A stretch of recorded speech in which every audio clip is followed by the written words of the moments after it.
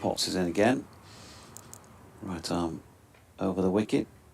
Square cut, but can't get it past the infield. So forward out loss at the end of the first over. The Sparks team, captained by Eve Jones, have also Beth Ellis, Abby Freeborn, Erin Burns, Amy Campbell, Davina Perrin, Caris Pavley, Katie George, Issy Wong, Georgia Davis and Grace Potts, who's just bowled that first over. So there are your two lineups for the day. And just a reminder, 39 overs each following the rain that prompted the start to be delayed from 10:30, the original scheduled start time, until 12:40.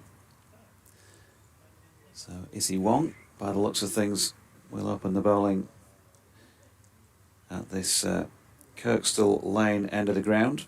You can get in touch on the usual BBC West Yorkshire Sport at gmail.com or on @JonathanDodge. GC, your Twitter handle is @GrahamC. Tough one, that.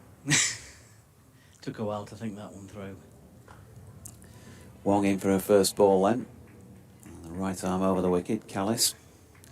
Guess Just eases that into the leg side, no run. One of the objectives for the Diamonds today, I guess, is just trying to address this losing sequence that they're on, isn't it?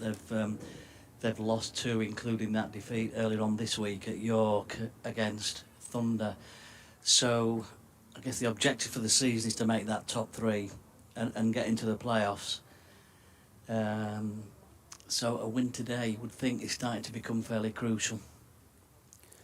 Here comes Wong again, back of a length, dropped out squarish on the offside by Callis, no run.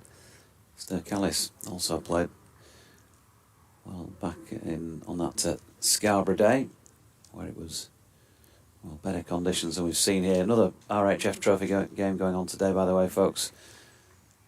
Sees the Western Storm 133 for 3. They've started on time, clearly, because they're 33, nearly 34 overs into their 50, playing against the Vipers, who won the toss and put them in. Here comes Wong again.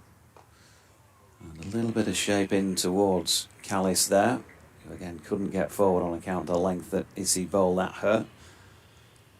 So still forward out loss after 9 deliveries.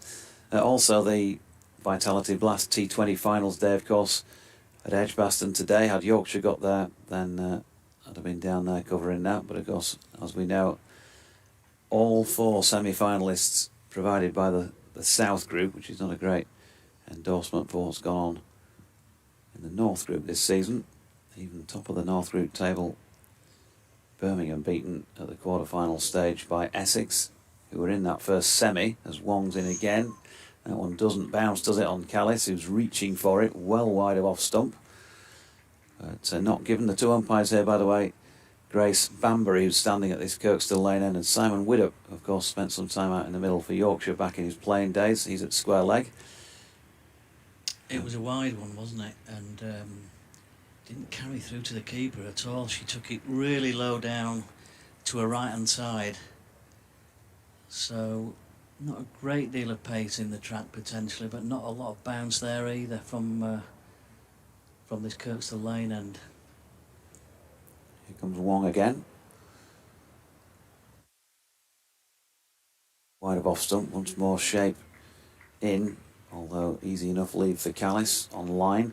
So back to that first semi-final of the Blast. Hampshire 170 for 7 in their 20 overs, and Essex, just shy of 3 overs in, were 19 for 1 when rain stopped play. And I think there were plenty of fears around today that they wouldn't get, well, any cricket at one stage was the suggestion, or not much.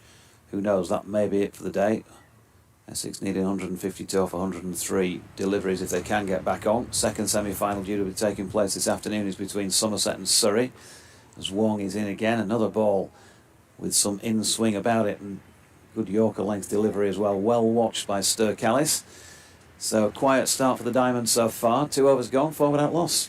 Yeah, it was a really good over in the end, wasn't it? And she's towards the back end of the over there. Wong got some good shape, good in swing, and a really good length on that last ball there. And Callis could really do no more with that. And should be well aware that there's obviously a reduction in overs down to 39, as you were mentioning before, and they'll be really keen to get off to a good start. But when it's straight and it's in the block hole, what more can you do? Yeah, probably a bit early with 39 overs to start playing those adaptations. As Potts continuing at the Howard stand end. Lauren Winfield Hill just drops that out into the offside, and there is no run. Notice that first over, Potts started with a slip and a gully. Gully's already been moved out, so an extra fielder saving one out there on the offside now. Winfield Hill already playing 2 good shots through there in the first over. Customary standing tall and high backlift from Lauren Winfield Hill as she waits for this latest Potts delivery, which she drops into the pitch beside her. 32, not so far off her 33rd birthday next month. Lauren Winfield Hill, we know all about her international experience. 55 women's one-day internationals, almost 1,200 runs at 23. She's had a ton in among all of that. 123, her highest score at international level, and so a lot of experience to bring to bear here as she almost plays a cut shot really out to cover. No run. You'll be able to hear on our effects mic the wind is pretty strong here at Headingley today, so that's going to sort of add to the potential speed of the changeability of the weather. What might look nice and sunny right this moment in time could, who knows, in 10 or 15 minutes bring another shower or two. Lauren Winfield Hill just flicking off her legs down into the deep at Long Lake, where Caris Pavley comes round to do the fielding. Single there, so it's the first time Sturkallis has got a chance to have a look here at a Grace Potts delivery. Took to her really nicely off her hip there, wasn't it, Winfield Hill? First time that Potts has strayed away from that off-stump line, and Winfield Hill just clipped it nicely down to fine leg for a single. So Potts in again. She's staying over the wicket. Little bit of width for Sturkallis to work with here, and she's cut that away nicely down to third man. You see Wong coming in off the boundary to do the fielding. She's got a bit of company down there as Issy. Certainly moves quickly across the outfield, doesn't it? I mean, it was like lightning here at the Test match. Have you ever seen an outfield that's quick in this country anyway? Not at all. And then conversely went down to Worcester for the Yorkshire game, and on day one the other day, after plenty of rain, it was as slow as I've ever seen. Took forever to get across the rope. Lauren Winfield just stepping into this and pushing back to Grace Potts, who's come up with another tidy over there. So 6 without loss after 3. Classic forward defence, wasn't it? Straight back up the pitch. But the quality of the drainage on the ground here over the years has developed enormously, hasn't it? Oh, much better, yeah. Years ago, after rain like yesterday and this morning, I doubt we would have got a game, but it looks really dry now, doesn't it?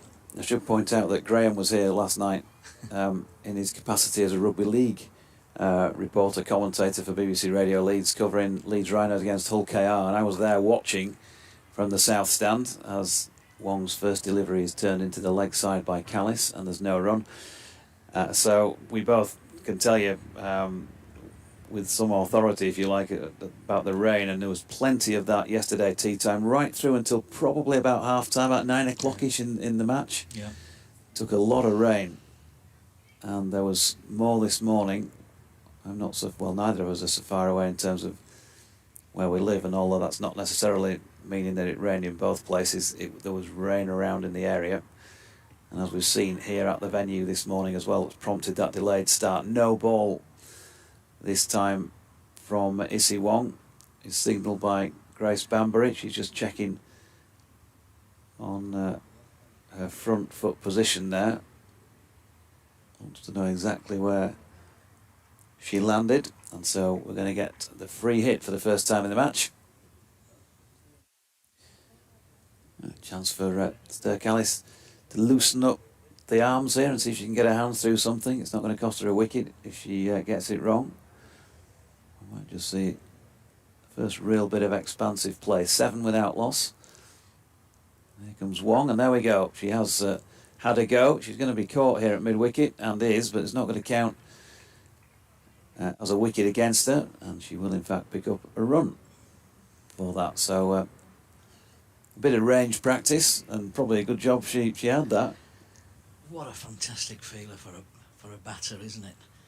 The free hit, the innovation of the free hit. Yeah, we both wish we'd have had a few of those in our time playing the game, old boy. Absolutely. Surprised that there wasn't a change to the field for the free hit. Yeah, which is what we tend to see maybe at higher levels again. Now, Wong has just managed to get the bat out of Lauren Winfield-Hill's hand there. She's either got a very loose grip, or that was a sort of Mark Wood-esque delivery in terms of its pace. I think there was a bit more bounce on that one, and it hit the very top of the bat, I think, which took her by surprise a little bit. So early on here, we've maybe just seen a little bit of indifferent bounce. We've seen a low one earlier on, and now one that just got up a little bit. Oh, full toss this time from Wong, and she's taken full toll here as Lauren Winfield-Hill. With an angled bat, she's crashed that away through the covers for 4. Terrific shot. I mean, you would back her every time to put that away, wouldn't you? But the art of the shot really is finding the gap. It was a 4 ball, no question about that. And it was all about timing, and she absolutely creamed it there through the offside. But found the gap. You talked about the wind, JD, earlier, actually, and I just wonder for these bowlers running in, actually, how much of a problem that might be, because Wong's now starting to stray in line and length, isn't she? It is very. I can't remember a stronger wind in the sort of 5 years I've been doing this job for BBC Radio Leeds here at Headingley. Certainly, as Wong is in, and Winfield-Hill opens the face and runs it out to point. No run, but it is very strong, and I can just tell that from the effects mic, which I've just turned down, folks, slightly, so that you don't get so much of the wind in your ears, if you like. Might just help us today, that wind. Keep blowing the clouds over. We've got a bit of blue sky away over the west side of the ground, southwest sort of corner of the ground.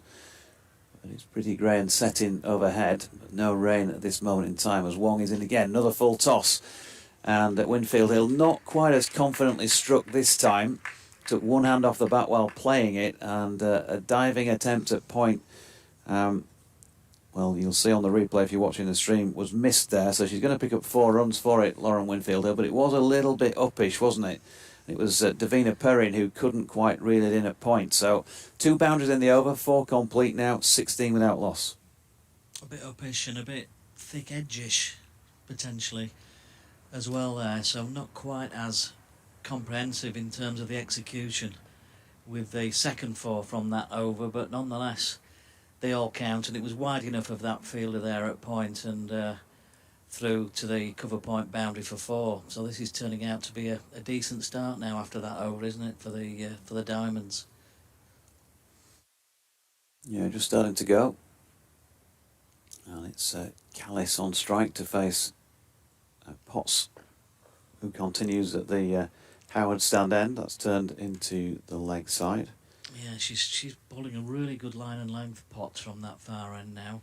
So confident in that line and length that they've packed the offside, and on the leg side they've just got 2 fields in front of square, one at a wideish mid wicket and a mid on. There is a fielder on the fine leg boundary, fairly square as well, but a real packed offside field.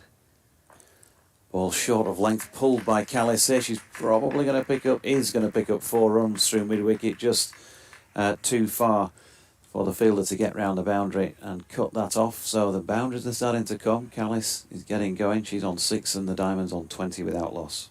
Yeah, shortish delivery and quickly rocking back onto the back foot and pulling that through mid-wicket.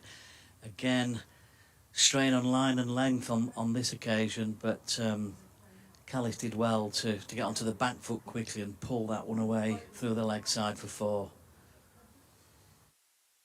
So Potts, can she produce a riposte of some substance. Well, it's better. It's probably about fourth stump and just respectfully pushed into the offside there by Callis. No run. Such a vast contrast in terms of experience in the Diamonds opening pair, isn't there? Winfield Hill with all her experience, 32 years of age, and Callis just 21, but nonetheless a huge run scorer. Now then, this looks like a slower ball because Callis is through her shot before the ball goes by. It's an intelligent piece of bowling, wide of off stump, and earns Grace Potts another dot for the Central Sparks. I'm trying to find out the power play details for you folks, as well as the maximums in terms of overs bowl. We can probably work it out ourselves, but we'll just get the official line before we start to guess. Potts is in, it's wide of off stump with a little bit of swing away as well from Callis. For the first time really that's been obvious, I'm sitting a little bit straighter on to the strip than Graham is to my right, but I'm still 3 strips really, just about 3 strips away to the offside of where Callis is lined up to face Grace Potts. So that was another dot. Last ball of the 5th over here. And now then, has she got an edge on this onto her hip? It's been well taken. Is there going to be some debate about this? Or is it just not given? No, not given by the looks of things. So maybe Simon Widdop thinks that's come off the thigh pad. Abby Freeborn, though, with a good take either way behind the stumps there for the Central Sparks. End of the 5th, 20 without loss. Yeah, I've just got the benefit of the replay here now, and well, that cut back off the pitch quite significantly, and hit the batter there on the thigh and through to the keeper. It was a brilliant take by Freeborn, the Sparks wicket keeper, but it was the movement off the pitch that I think surprised us all there. Really jagged back into the right-hander. So here's one continuing at the Kirkstall Lane end to Winfield Hill, who turns that into the onside. Fielded there by Caris Pavley. 8 overs in the power play now. That's confirmed officially. So it's an 8 over power play. Still just under 3 of those to go then for the Diamonds. And in terms of bowling, 4 bowlers can bowl a maximum of 8 overs. And 1 bowler to bowl 7. If they get through these 39, I guess. As Wong is in, and Winfield Hill pushes that into the offside, no run. And just as I'm saying that, the rain starts to fall again. So we may have further interruptions. I know the ground staff, Richard Robinson and co,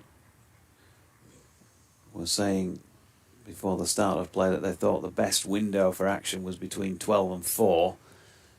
And here we are after 1, and there is some precipitation. Wouldn't be heavy at this moment in time. It's swirling around with this strong wind. Short ball here from Wong. Winfield Hill tries an uppercut but misses out. You could just see there, couldn't you, Graham, as Issy Wong was running up, this pile of sawdust behind her started to blow in various directions.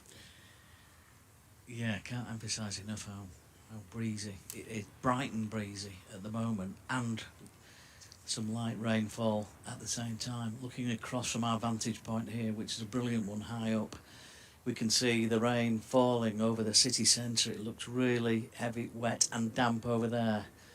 Fingers crossed here. Wong in again, and that's turned around the corner by Lauren Winfield Hill. They'll get through for a single. Thanks, by the way, to the golden voice, Howard Ferguson, for that information with regard to the power play, etc. He's upstairs doing his thing. We all wish we could have Howard's voice. Oh, absolutely. Unfortunately, folks, you're stuck with well, you're stuck with mine. I'm not saying anything negative about Graham's voice. Oh, the two umps are just having a word. That's not a good sign, is it? But they're continuing to play. I think maybe because they're looking across to our right-hand side here, they can see all that blue sky. Hopefully that's coming our way. Yeah, it's coming down a little heavier than when I first mentioned it. That's wide of off stump by Wong, and he's given as a wide. She's not too happy, I don't think, with the decision there from Grace Banbury. The double teapot and lingers at the end of her follow through. Looked a wide to me. Yeah, but it's not a great help to anybody in a game of cricket. It's in a strong wind, is it? Unless I guess it's right behind you as a bowler and might just help you generate a little bit more pace. But certainly not when it's blowing cross field like this. Might just play a little bit of havoc with your line, certainly with your run up possibly, something like that. As she's wide of off stump and short of length again. She's definitely battling against the wind, isn't she, Wong? Because I think her natural delivery seems to be that one that just swings into the right-hander. And you know, she's battling against the wind that's blowing in the opposite direction, so she's trying to swing it against the wind, which is not an easy thing to do. So it appears there to me as if she's decided, right, probably the shorter ball, just short of a length, is the way to go. Here we see her again. Now that looks like it could have slipped out unless she was trying to bowl it out of the back of the hand. It's another full toss, and that has been hammered away through the offside by Sturkallis, and certainly the fastest ball to reach the boundary in the match so far. Full toss, just out of the lower part of the middle of the bat, and raced away on the east side to the boundary to take the Diamonds to 26 without loss after 6. Yep. Useful start by the Diamonds, mainly courtesy of some loose stuff from Wong at this end. She has been quite erratic and struggling with line and length, but I'm sad to say, everybody, that we've got the disappointing and sad sight of the covers coming onto the ground. They're rolling on at pace quickly by the incredibly efficient ground staff here at Headingley, as that rain continues to come down, and unfortunately it's meant that the umpires have to make a decision, so the players start to leave the field.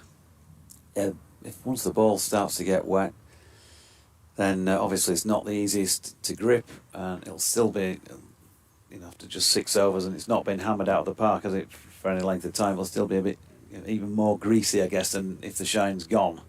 So that's not going to make it very easy for the likes of Grace Potts and Issy Wong. And I think maybe, she'll tell us herself, but maybe that last delivery there might have just slipped on its way out of the hand. Either way, we're done for the moment. Hopefully, in terms of the length of time they're off, it's not going to be a huge break.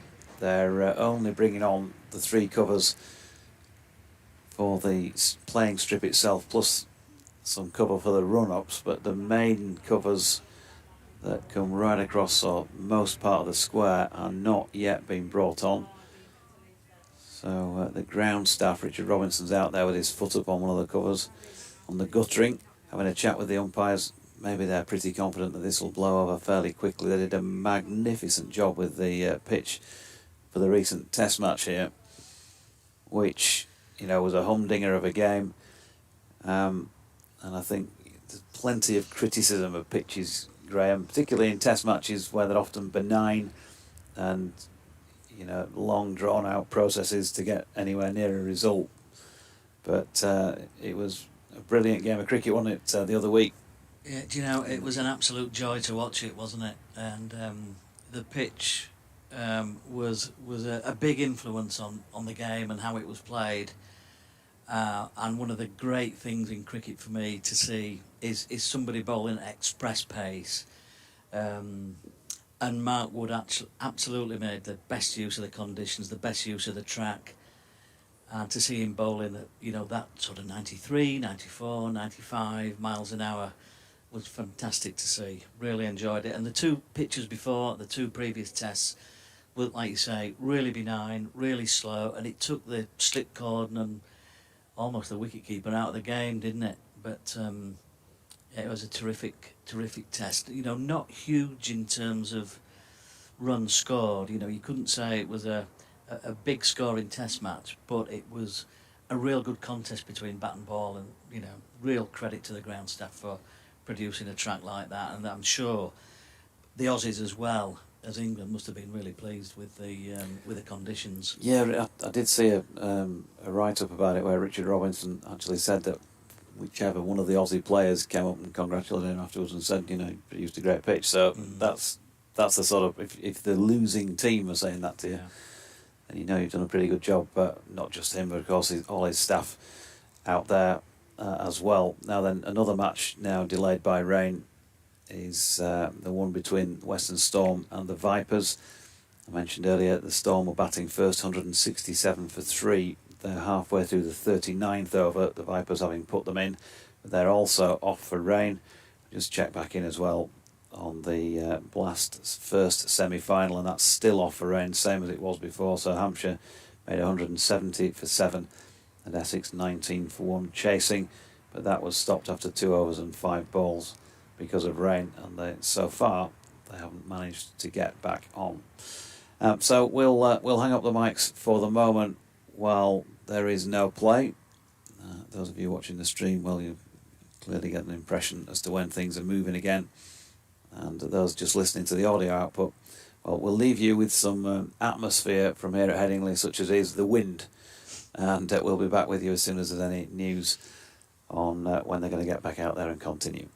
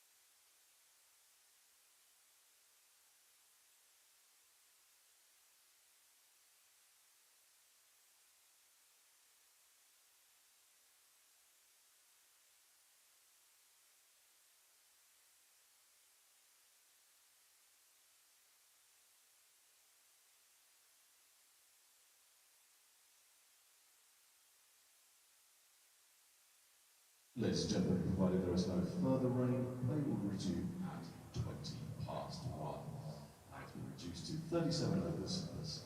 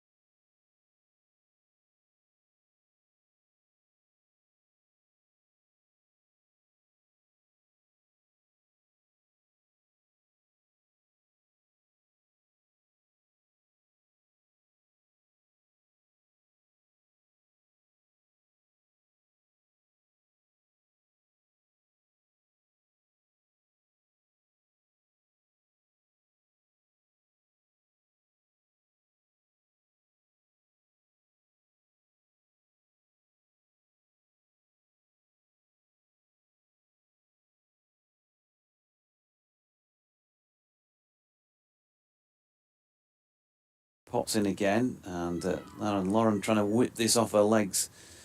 And it cannons off into the offside. No runner. Talking about Sturkallis, this feels like much more her bag than the 20-over game. Yeah, I think it does. I think she likes to play herself in, and I think, well, it's getting shorter and shorter as we've gone through the day, hasn't it? So you've almost got to be halfway between that T20 stuff and 50 over now. But she's got time to have a look at it. Yeah, ball short of length here from Potts and cut away into the covers by Lauren Winfield-Hill, but can't get it past the infield. They were doing pretty well. There've just been a few loose deliveries. They've mainly been full tosses so far. We've had a no ball and a free hit that was a catch, but cost the Sparks just the one run. So 7 overs in, one more in the power play to come. Each of these batters has 15, and the Diamonds 32 without loss. Yeah, the Sparks are very much packing that offside field. They've got a 6-3 field for both the opening bowlers. Is that the end of the power play? Because the umpire just signalled. I didn't have any information to say the power play had ended. Right, okay, so the power play ends after 7 then. We've now got 3 fielders out, backward square, third man and cover. And that's driven straight. Yeah, good to see the full face of the blade presented there by Sturkallis. Issy Wong is continuing. But, she looks to have had a problem with the buffeting of the wind, and that last ball that she delivered just before the rain break looked like it had slipped out somehow. Maybe getting a bit greasy. Yeah, there's that possibility, isn't there? Because whilst they put on a load of covers, the outfield will have a little bit of dampness in it.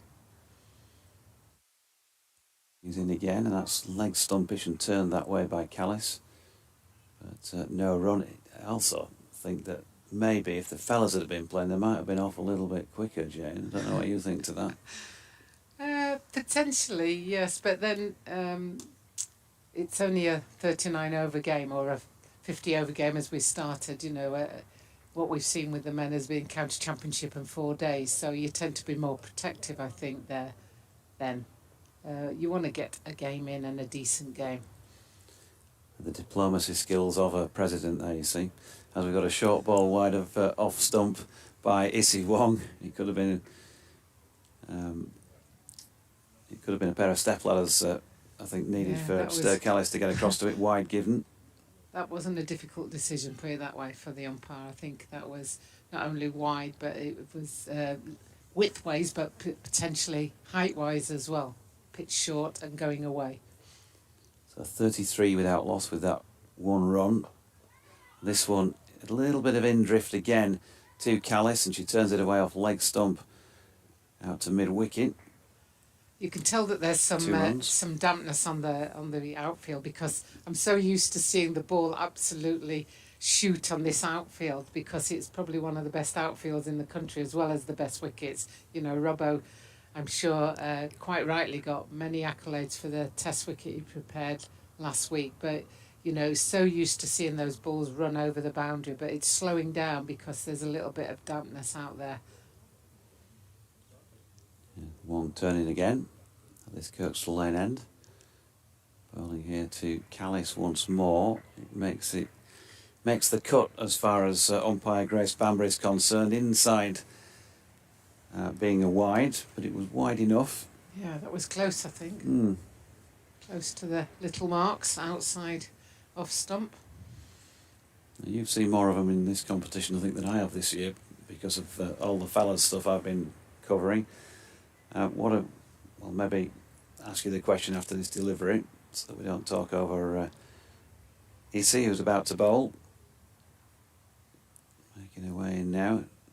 Her number 77 top makes it look like a drag racer type thing. It's blowing out behind her as if it's pulling her back in the wind. That was a wide down the leg side, but they are clearly not as consistent as they were last year in winning the trophy so far. They've still got an opportunity to do so if they play well in the next few matches, but inconsistencies, why do you think that this year? I think there's been times where they've just been forcing it a little bit. You know, it's trying to get that balance between playing yourself in and then forcing the shots, and I think they've just made some poor decisions at time as to when they've gone after the ball, and then they've got caught out or nicked off. But you know, they've still got the potential, and there's a great shot there by Callis, just pulled it round, short ball from Izzy Wong, which she pulled through mid wicket for 4 runs. Yeah, beautiful shot. I mean, if you think about, you know, the winter nets with young girls coming through, and if you're going to try and show somebody how to play the pull shot there, short ball, look at the control. She showed if you're watching that on the stream, and if you're not, just roll the wrists over the top of it, straight out the middle of the bat, without any real power about it. It was just the timing, wasn't it, that got it to the boundary. And as we're saying, it takes a bit more effort to get it to the boundary because it's a little bit slower today. Wong in again, last ball is pushed back to her, so she's so far bowled 4 overs, 1 maiden, none for 24 pots, 4 overs for 16, no maidens involved, 8 gone, and they're going at 5 and over, which is healthy enough at this stage, with 29 theoretically at least still to bowl if they don't get any more rain breaks. They're 40 without loss. Yeah, I mean 5 and over is great at this stage in a 37 over game. It's the problem comes is if more rain comes and suddenly it's a 10 over game, and you're going up 5 and over, then that's why it was such a crucial toss to win, and unfortunately Diamonds lost that toss and Sparks won it, so they're in the box seat in many ways. So although Diamonds are going along at 5 and over, then it should be, they've got to just keep this consistency, and looking to the right it does look quite clear, so hopefully we will get 37 overs in both teams. So we're going to see the first change in the bowling of the match so far. Katie George, number 99 on her back. He's going to bowl from the Howard stand end. No slip in place at this moment in time, and in she comes left arm over the wicket, so she's obviously a proper bowler doing that. And that's pushed out into the offside by Lauren Winfield Hill, no run. Just one for the left armers union among us there. Well, interestingly, Diamonds played Thunder on Tuesday, and I think they had the first 3 bowlers were left arm seamers, which is quite really unusual, yeah. You know, to come across an opposition or any team that has got 3 left arm seamers that bowl is quite unusual, and really quite difficult for a right-handed bat because it comes across you. And she's again, it's a bit leg stumpish, and that's what can happen with left armers. You can just drag it a little bit as Lauren gets it away down to long leg for a single. And they've got a backwards square leg on the boundary and a fine leg on the boundary, so they're obviously used to that one being whipped round there because they've got 2 of their fielders out that side as well as a third man and a cover on the boundary. You obviously run in left arm over, and you get that natural bit of induct to the right hander where they've got to defend the stumps, and then you tell everybody that the one that goes straight on was one that you meant, but it just was one that you couldn't get to swing. As she's in again, and Callis opens the face and pushes it out to point, and there is no run. There's obviously a different approach for George bowling now because the 2 opening bowlers had a 6-3 field. We're now into a 5-4 field, so they're expecting a little bit more variation, so they're trying to cover both offside and leg side. And she comes again then, that's round about middle and leg stump, and Callis making room to get that away down to fine leg for another single. Simon Winnett was pointing there, I wondered if he was going to signal no ball as well, but it doesn't look to be the case. So 42 without loss. Winfield Hill back on strike on 16. Callis, unusually really, when these pair back together, is the scorer of the predominance at this stage. She wouldn't normally be the quicker starter, would she, of the 2? No, you're right. That's a good observation. So in comes George again. This time she has just dragged it too far down the leg side, and Simon Winnett indicates there's going to be another extra there with a wide. Yeah, and the usual trick of trying to avoid the wide, we all appeal for something that just to try and distract the umpires, but these umpires are too good to be distracted by that, and that was a wide down leg side. Yeah, you just have got to make an appeal or something like that at that point, haven't you, really? Or say to the bat, what are you doing stepping out there for, to play that? Straight ball. This one is shaping in towards Lauren Winfield Hill, and she has lofted that over the top of mid-on, one bounce, and down to the foot of the Howard stand for 4 runs. And that's one of Winfield Hill's strengths, is that ability to hit down the ground. And she fully committed to that. I think she's been caught out a couple of times where she's not fully committed to the shot and been caught at mid-off or mid-on. But that one, I mean, there was absolutely no way that was anywhere near the fielder.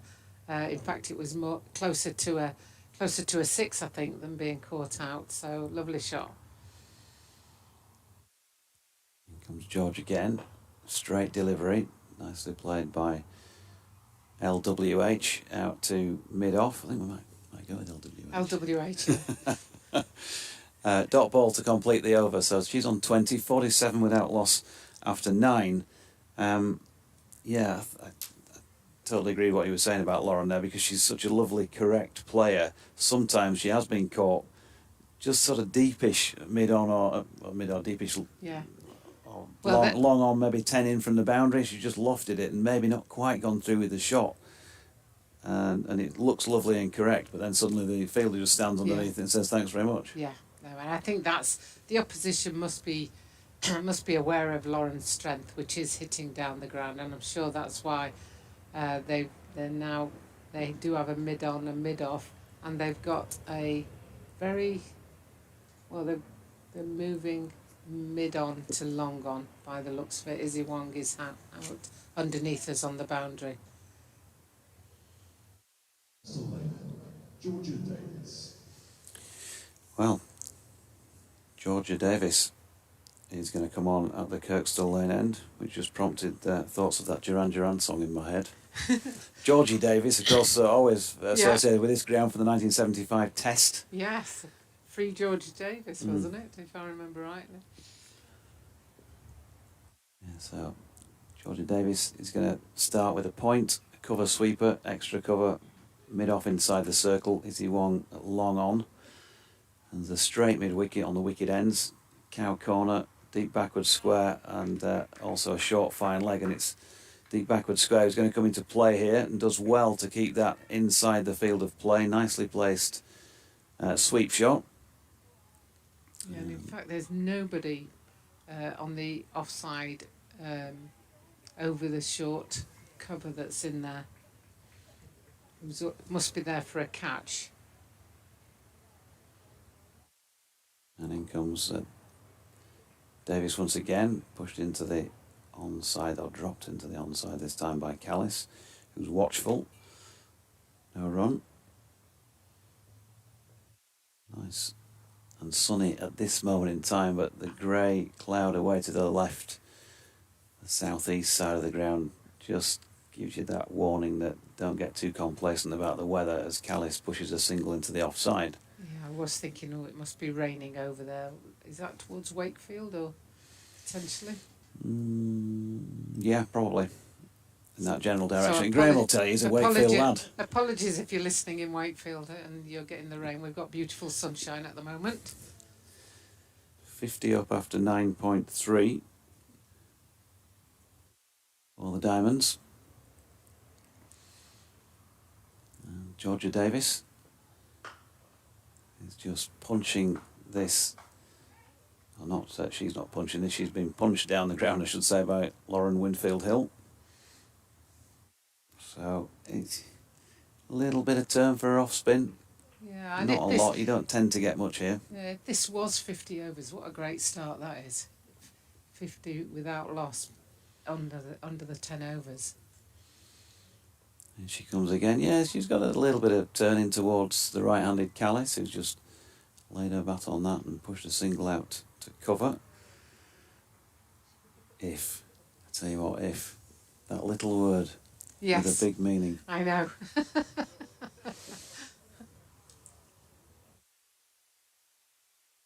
If only it had not rained at Worcester this week. Fellas might have had a second win of the season. Davies in again, and that is turned with the spin by Lauren Winfield Hill out towards Cow Corner for a single. End of the over, so 10 complete, first sort of marker really after the power play. 53 without loss is a good start. They've just got that concern, as you've alluded to already, weather-wise. When you're batting first, you never quite know where you want to be. Fortunately, they've still got all 10 wickets in hand here, so they've got a bit more to play with, haven't they, than if they'd lost 2 or 3 in the early part of the contest. And then they may still have to accelerate at some point if they lose further overs. Yes, when we look over the Howard stand and there's a little bit of bad weather to the left-hand side of it, and you're wanting the wind to keep blowing it that way, because to the right-hand side it looks great. You can't tell the wind inside this commentary box, but out there it was very windy at one stage.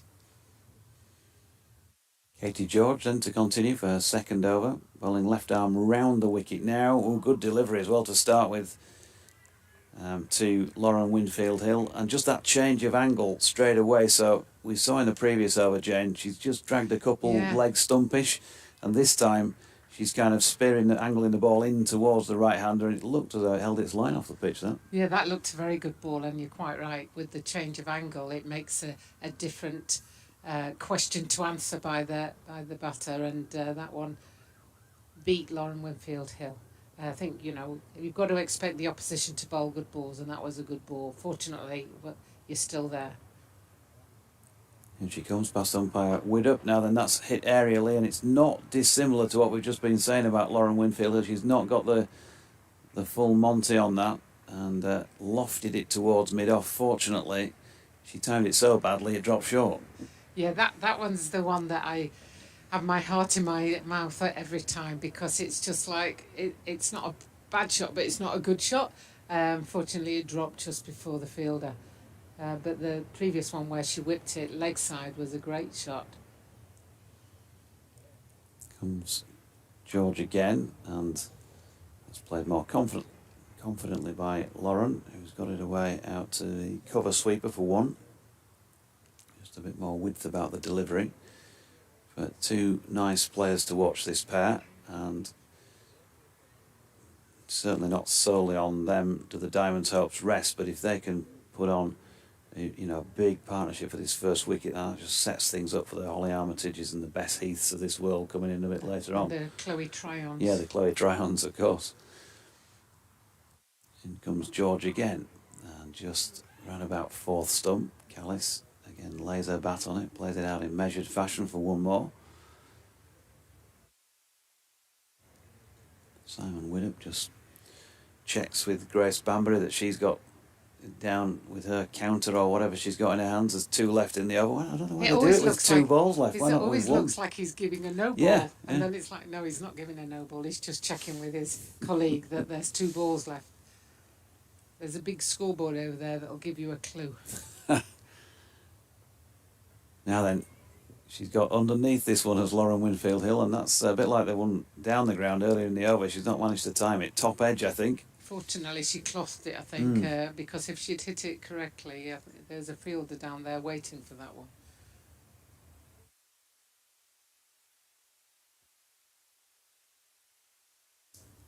Keep thinking they're not going very quick, but the last 2 overs, one went for 6 and one went for 7, and it's like, well, if you can maintain that for the next few, that's great platform. Especially without apparently breaking sweat out there in the middle, really. Doing it fairly comfortably. Short ball, Callis tries to play the pull shot but misses out. That was banged in, wasn't it? Yeah, they bowled quite a few what he calls short balls, and whether we're not used to it or whether we've got used to the ball not coming through quite so well as it does on this Headingley wicket, but we don't seem to be connecting with it as we potentially have in previous years. That might be another, is that a lot of the grounds that we've been on have kept quite low. Yeah. We're talking about Issy Wong before you came in the box, by the way, because I'd done a game at Leicester between when there were Loughborough Lightning, the Blazers they are now, and the Sparks. That was the first time I'd seen her sort of bowl live, and a bit of pace about her. There was suggesting that she'd probably be the quickest bowler that England have got around about now. Is that still the case? There's a young girl from Western Storm that have come through now, Lauren Filer. Oh yes, of course. She may well they'll be comparable. Now then, this is lofted down the ground, just a little bit too short lengthwise there from Davis. Good use of feet by Lauren Winfield Hill, and she's got it over the top for 4 runs, and that's the good side of that shot that we're talking about. Yeah, and that's the one where if she's got the right line, then it's okay, but there's been times this season where she's hit it almost straight to the fielder. And even on this one, I don't think she hit it as well as she has been doing, but that one just eluded the fielder and ran away for a good boundary. There's much more the elegance than the brute force about Lauren's playing, and that's just how she plays, isn't it? She's a touch player. So, yeah, if she gets it wrong, I suppose it can look a little bit airy-fairy towards the fielders sometimes, but she placed that one really well. Next delivery with now both long on and long off sent back in mindful of those shots. She's just turned that into the leg side. Just look how strong the wind is. You can hear the wind, can't you? The gusts, and I think it just blown the bowling marker. off. Oh, bowling marker. Yeah. Which is unusual to see. The bails as well look like, as you say, they've come Did off. you get the old weighted ones? Yeah, remember those? Yeah. With a coin or whatever. Yeah. 60 without loss then into the 12th over. And Davis has got a wicket, the first wicket of the day. And Lauren Winfield Hill has been bowled, so she's found her way through there. And, well, congratulations, I think you've got to say there to Georgia Davis for finding a way through, because the pair of them look comfortable. But she has got Lauren Winfield Hill leg stump, was it? No, I was going to say was it, but brushed off the pad, but she's just not read the length ultimately, and she's gone for 28 of 35 deliveries, and the Diamonds are 60 for 1. Yeah, she played all round that one, didn't she? Must have been the line, but yeah, she was playing across the line rather than straight through the line, and as a result the ball went through the gap.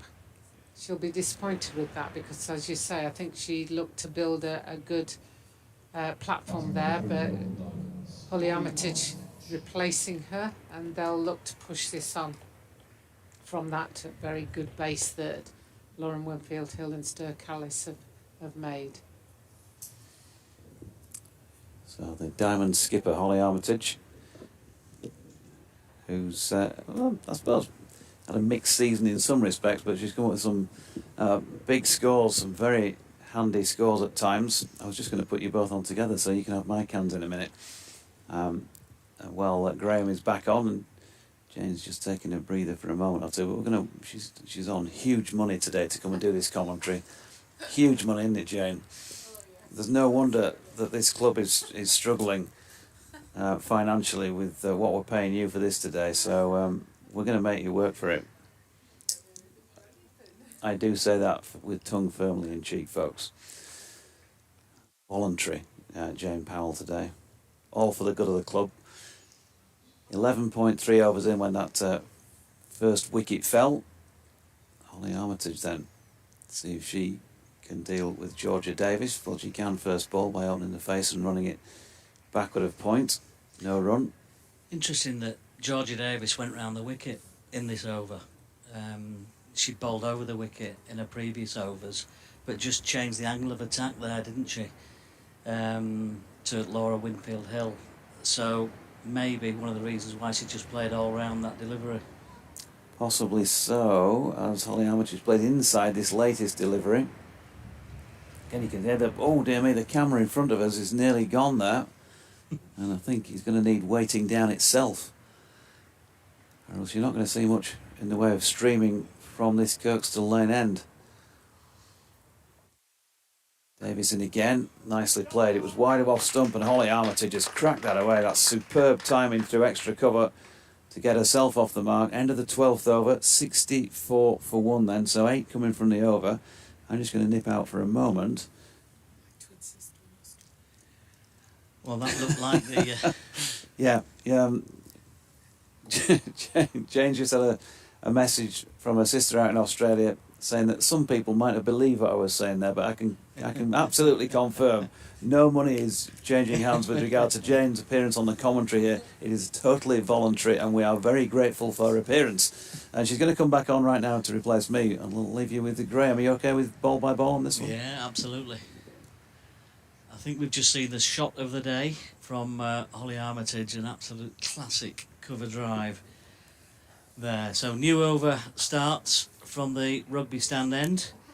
Left arm around the wicket, Katie George, and just slightly short of length there, and pulled away through the leg side from the first ball of the over.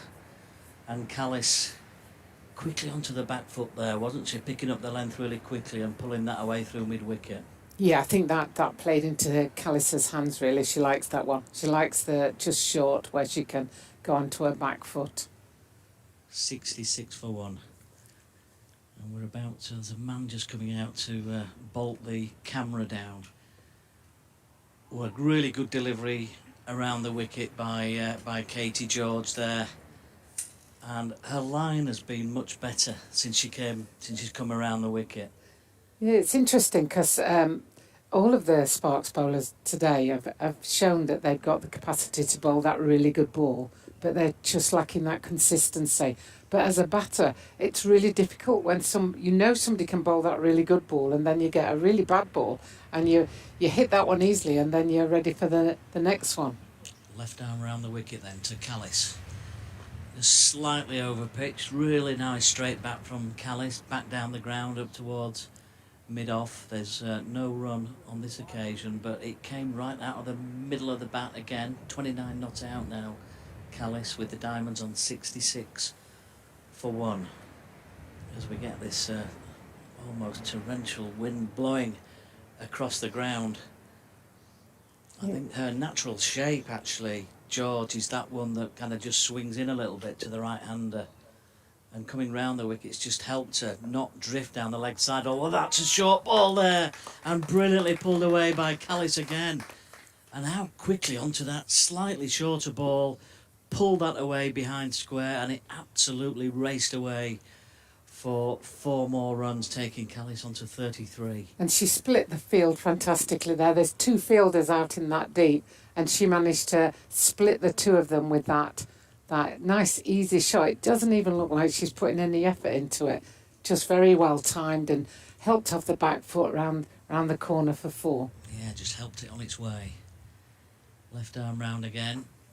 This time making sure that there's no repeat of that ball close to leg stump. Bit wider outside the off stump. It's just driven for a single, more like a push than a drive. Out onto the aft side, fielded on the cover boundary there. Just 1 more to Callis then. Yeah, she's very much a timed player rather than a forced player, and I think that's how her and Lauren Winfield-Hill build the platform at the top of the innings. And then as you go down the batting order for the Diamonds, you get a bit more power and force from some of the lower batters. George in again then from the rugby stand end. Again, it's wide-ish, half volley length outside the off stump, and Armitage, who's already put one away for 4 in the previous over, just pushes that away again onto that cover boundary and picks up another single for the Diamonds. End of the over, 72 for 1. Well, this is looking like a good start now, Jane, isn't it? Yeah, no, very good start. You know, the run rate, according to the scoreboard over there, says 5.54.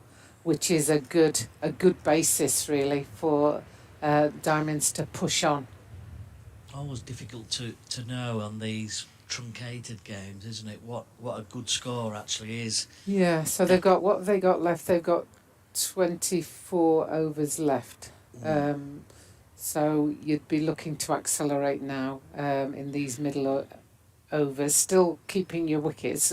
I think, you know, value in your wicket is key. But at the same time, you've got to try and push the score on. And even if you're picking up one a ball, 6 runs and over, you know, and suddenly you start looking at a score that is going to be competitive or set a high target. Start of a new over from the off-spinner, Davis then. Again, it's a little bit on the short side. And Holly Armitage has played an absolute classic pull shot through mid-wicket. There's two of the Sparks fielders on that leg side boundary there, but she's picked that up from the middle of the bat and drilled it on the floor, on the ground all the way. She started really well. Her the bat speed that comes through there, and the power just means that this ball evaded all the fielders purely on pure speed. Run rate picking up quickly here now. Armitage this time forward. A great long stride down the pitch on the front foot, pushes that back down towards the bowler. Yeah, once you've picked up a boundary in the over, then you don't have to force it. So that was a good ball, and she played it with respect. Off spin then from the Kirkstall lane end. Nice line and length on this occasion. Not afraid to give it some flight either, is she?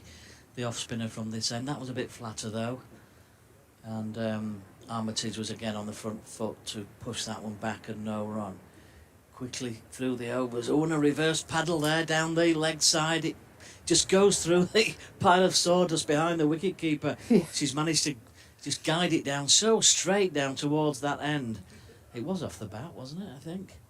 Yeah, she got something on it there, I think. So two more there, and already showing that, well, she's played some terrific shots already, Holly Armitage, and bringing out the reverse paddle early in the innings on this occasion.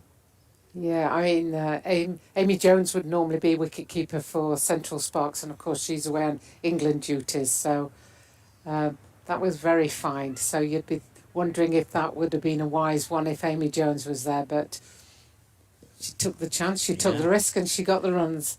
I think the sawdust helped Central Sparks there. It literally went right through the middle of the sawdust and slowed it down. It did. They pick up another single on the offside, a real good quick single as well. Armitage already onto 12.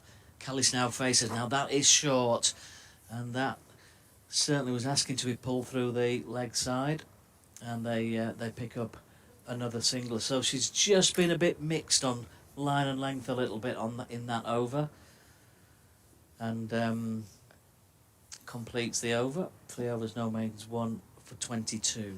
And the other thing that happens when you rotate the strike is that actually both of these players are they have different strengths. So by doing that, then the line and length can be mixed up, because what you think is a good ball to one player, suddenly you're bowling it to the next one and they're just rocking onto the back foot and hitting you through the mid-wicket area. So the idea that you rotate strike if you can't hit boundaries is absolutely fundamental in the game to make sure that you keep the game ticking over and mixing up the approach for the opposition.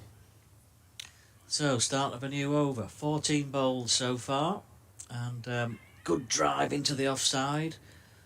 Well fielded by Davina Perrin. We've already seen her make one good stop earlier on. She makes a decent one there as well, but can't prevent the single. 81 for 1. Yeah, I often think that the quick single is a much underrated commodity. Something that we see Joe Root do so well.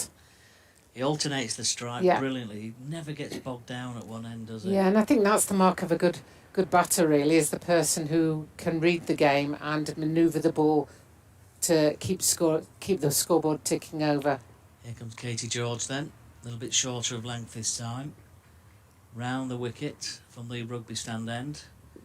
And that's just pushed out back into the offside by Holly Armitage. She's on 12. Stair Callis on 36 for the Northern Diamonds, who are 81 for 1 in a reduced over game. If you're just joining us, 37 overs per side game. So the Diamonds looking to put on a score here if they can. A wide ball outside the off stump. My word. It's great fielding by Perrin again. She looks like bit of a specialist there in that cover point position. Yes, I think her athleticism is something that stood out as you've gone through the as she's developed in the game. So she's in one of the key roles there at point, and she's making some great stops. 81 for 1. Bright sunshine here. Good conditions, but still very breezy. Left arm round again. Well pitched up, but there's a fielding error there and extra cover. So they're able to scamper through for a quick single. Holly Armitage taking advantage. And interestingly, 3-4 years ago we'd be going some good fielding, but now I'm sitting here thinking, oh, there's been a couple of misfields because the standard of the women's game is improving year on year, and so these balls that are going straight to hand, you'd be expecting them to be fielded cleanly.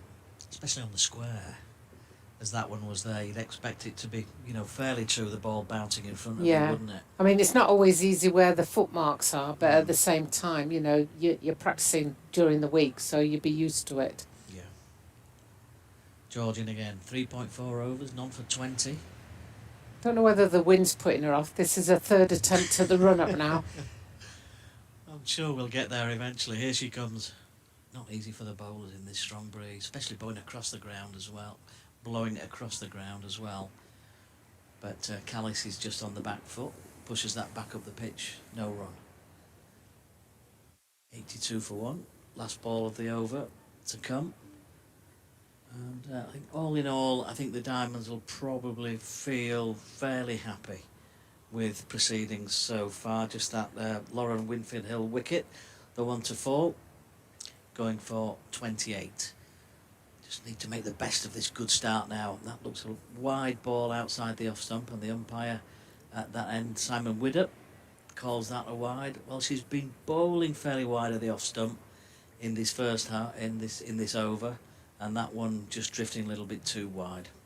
It's interesting because she started off very tidily, coming over the wicket, and now she's coming round the wicket, and it's quite difficult to get your line, especially on such a blustery day, to make sure that you're not bowling wides. I think you're right. I think the wind's definitely having an impact now. Then there's a drive here and a wicket. Well, Callis doesn't look happy with the decision, and the umpire said that is out, so the Diamonds lose their second wicket. It was well pitched up outside the off stump. There was an attempt to drive through the offside, and the umpire said there's a nick on that. And, well, I'm not sure whether she's caught the ground with the bat. I think she maybe thinks she probably did. But the umpire says no. So that's the second wicket to fall. Stair Callis has gone for 36, caught behind. It's always a tough one, isn't it? Especially with no DRS, because you look at this and I think you can see she hits the ground there. Yeah. She hits the ground very obviously with the bat after the ball has gone past, and you can see on this replay the ball has passed her now, and then there's a little bit of dirt that comes up as she hits the ground, so a bit unlucky there for Stair Callis, but that's the way the cookie crumbles sometimes. And I guess because we've got video footage, we can see the error potentially there, but there's been many a game, I'm sure, many a game in Yorkshire today where there'll be some decisions given where there is no footage, that people go, oh, I was robbed. Absolutely. Do you think also sometimes with those really fine nicks through to the keeper, particularly in windy conditions, the umpires can sometimes struggle to hear, and sometimes without wind you can differentiate ground from bat as well, yes. Can't you? I don't think it's an easy job as the umpire. I'm certainly not here criticising them, because I think you're absolutely right. You hear something and it's in close proximity to the bat, so you think it must be the bat. And it is so blustery out there that I don't know how you differentiate between the two, but that's played off the back foot there, through the covers for a single from Marlowe, I believe, is the new batter out there. Yep, it is. We're in 7. Emmy Marlowe comes to the crease, and we've got a change of bowling at this end as well, with Beth Ellis coming on from the Sparks, from the Kirkstall Lane end. And we're talking about the importance of building on this good start. So this next phase, this next 4 or 5 overs is really important. Holly Armitage has started so well. Let's hope she can continue. Marlowe faces though now, and confidently gets on the front foot and just pushes that up towards mid-off, and there's no run. Yeah, I guess the key thing is, once there's 20 overs left, then that usually gives you some indication. Well, look, we'll aim to score 100 or 120 off the last 20. So you'll be looking at somewhere around the 200 mark, even off 37 overs, which in these conditions would be a good target. So Ellis is bowling right arm medium, I would say. And the field's interesting. She's got 4 on the offside, 1 just slightly behind point, but they're not covering the cover point boundary. And she's got 2 on the fence on the leg side. And she comes now right-handed again. It's well outside the off stump. Marlowe has a bit of a, how would you describe it? A bit of a swipe at that one, really. Yeah, a bit of a swing. And it goes through to the keeper, and the umpire confirms that is wide. I don't think there's any argument about that. Fielder goes back. No, I don't think there's any argument there. I'm not sure what Ellis was discussing with the keeper there, with the umpire. But it did look quite wide from our vantage point. Here she comes again. Pitched up fairly straight. Midland leg, driven towards mid-wicket. And that's another dot ball. 4 balls have been bowled in this over. This is the 16th over of the 37 over contest now, of course. 85 for 2. Armitage on 14. Marlowe facing still to get off the mark. Ellis comes in again. Well pitched up outside the off stump. Again she finds the fielder. Well, when you're just searching for that first run, when you first come into the wicket, you're just hoping to get that through the gap, really, aren't you? And get Yes, yourself off the mark. and they've moved the cover point fielder out onto the boundary now. At the start of the over, they had 4 in the ring. Absolutely. Final ball of the over. Outside the off stump. Marlowe just pushes that nicely into the offside, and they run through for a quick signal. So that's the end of the over, the end of the 16th, 86 for 2. And JD was talking earlier, Jane, about maybe not quite finding the consistency of last season. Do you think that having won it last year, they're up there to be shot at a bit more? Yeah, season? I mean, I do think teams want to knock them off the perch, so to speak. But I think the game's just getting stronger across the board. So each of the 8 teams want to come out and show what they can do. I mean, last year, Sunrisers were bottom of the pile, and they've been producing 1 or 2 good individual performances this year that have making sure that teams have to keep thinking and keep checking and challenging themselves. So there's so much up for grabs these days with all the franchise tournaments as well. Individuals are wanting to show what they can do. With the increase of women's franchise tournaments, the Women's Premier League was something that wasn't around last year when we were talking. And, we've got Izzy Wong playing today, who played a part in Mumbai Indians' win of that Premier League. So there's all sorts that these players now can work for and work towards, and they want to show what they can do on the big stage, and this is the biggest stage for women's professional players in the country. And of course not all players are fully professional, so that's the next stage for the women's players. Fascinating contest this so far. Standard looking really high. Change of bowler again, so 6th bowler all ready to be used, and it's more off spin from the rugby stand end. This is Erin Burns now that comes into the attack. Aussie Burns. She's from Australia, played for Australia, so she's a very experienced player. Yeah, off spin. Up, pitched up well, tried to drive there. Marlowe didn't quite get there. It was just a little bit shorter of length, I think, wasn't it? And she tried to drive it down the ground. It squirts out towards mid-wicket, 1 bounce to the fielder there, no run.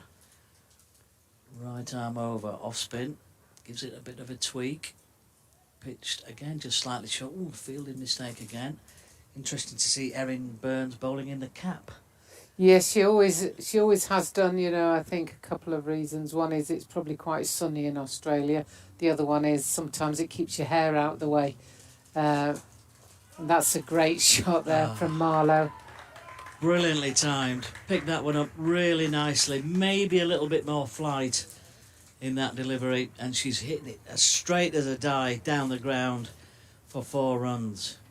A real confident strike there from Marlowe. Picked up the length and the flight, got on the front foot, and that forces the fielder back up towards long on there. 90 for 2. Marlowe now on 5. Another good delivery. I think the last bowler I can remember bowling in a cap, although I'm sure there's been many more over the years, and I think JD knows what I'm going to say. Not Jeffrey. Jeffrey in a Gillette Cup final, was it, at Lord's? I remember him bowling in a cap as well. I'm sure there's been many more over the years, but that's the one that springs to mind. I think there's a few women that have bowled in caps, but Erin is well known for bowling in a cap. Well, that's a tidy first over, isn't it? 17 gone, 90 for 2, so just that boundary off the over. Holly Armitage has been just starved of the strike a little bit for the last 2. She started really fluently. I mean, you'd hope that the minimum of the next 20 would be 5 and over. You know, the minimum would be 100 from here, having scored 90 off 17. So if you can get more than that, then that's quite a target for the opposition to have to chase when the pressure's on you, especially with DLS, because the minute you start taking wickets, that climbs, doesn't it? Well, that's another mystery, isn't it? Yeah, it is very much a mystery to me. So 17 gone, 90 for 2. Armitage waits, and it's Ellis who comes in from the Kirkstall lane end. Thought about a drive, I think, there, Holly Armitage, but just checked. Slower ball, and just pushed it back to the bowler, no run. Bright sunshine again here. Conditions look glorious, but I'm sure you can hear on the effects mic that strong wind continues to blow across the ground. A few hardy souls in the ground watching at the moment, but they're well wrapped up. Very cool out there in the breeze. Another delivery ball just short of a length outside the off stump, pushed out into the offside. Yeah, in fact, I think in front of the members' long room, I think that's probably the best place at the moment. I'm not sure if they're getting the wind like they are doing in the other stand. I think sat there, you're likely to get wind chill and sunburn all at the same time, I think. Yeah. Here comes Ellis. Drive down the ground through mid-on. And one more added to the score. Always nice to see one played down the ground through mid-on, isn't it? Nice straight bat. Yeah, I had the pleasure of watching Holly play for England A against Australia A at Loughborough a couple of weeks ago, where she scored 70 and looked very powerful and very strong. So I'd love to see her do that again today. Absolutely, wouldn't it be nice? Great timer of the ball from what I've seen so far as well. 15 off 16 deliveries so far for her. Ball now just thrown up outside of the off stump. It's wide, and Marlowe capitalises on that with a square bat. Just square cuts that one through. It was a wideish ball. She did well to keep the ball down, actually. And it goes just behind point. There's a fielder out there on the cover boundary who comes across to her left, picks up and throws, so just restricts it to 2. Marlowe moving on to 7, just starting to find her feet a little bit now. Emma Marlowe just starting to open up a little bit. 7 off 12 balls for her. This one's worked her way through the leg side, so runs coming all round the ground for Marlowe now. Thinks about a second, but it's well picked up and thrown and restricted to just a single. I think she could have pushed that one a little bit. You know, always run the first one fast and then put pressure on the fielders, because there's those ones that are made into 2s can sometimes be the deciding factor. Aeroplane goes over, first one of the afternoon.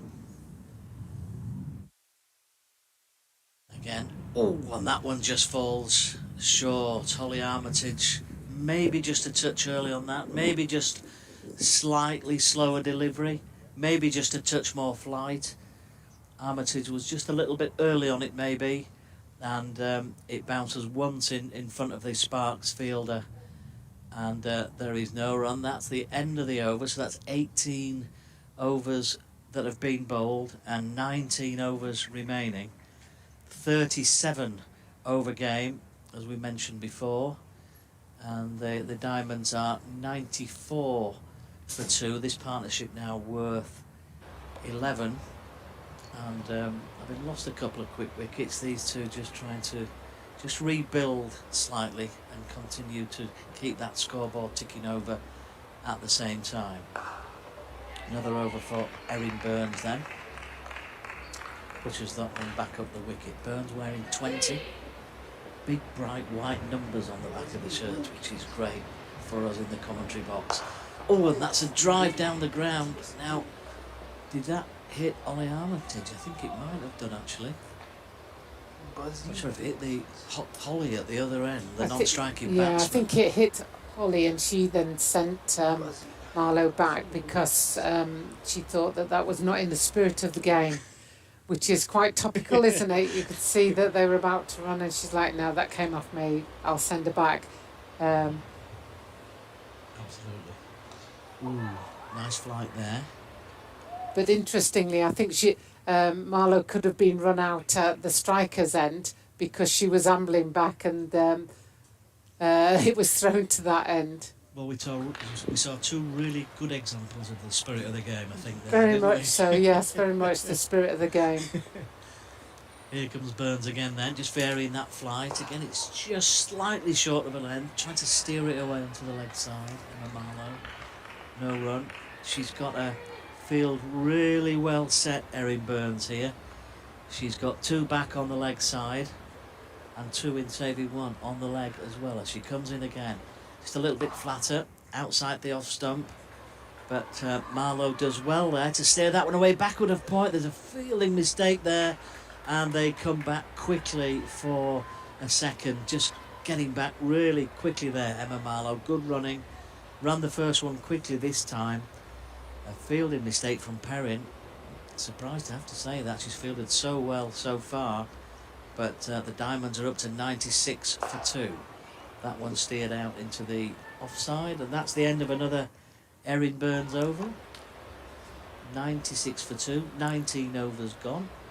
Or was that 20 now? Scoreboard showing 19. Armitage on 15, Marlowe on 10, but both the ladies for the Diamonds looking to force the pace. Yep, going to be a drinks break, and it's a good chance for us to do a swap here, Graham, so you can actually eat your lunch, because lunch is probably going to end up being around about tea, the way things are going with that delayed start. So we've got Graham a bag of lunch, but I can imagine that there probably won't be a place for me in this commentary box in future matches, starting with Sussex on Wednesday, because there's no bag left for Jane alongside, and so it could be off with my head.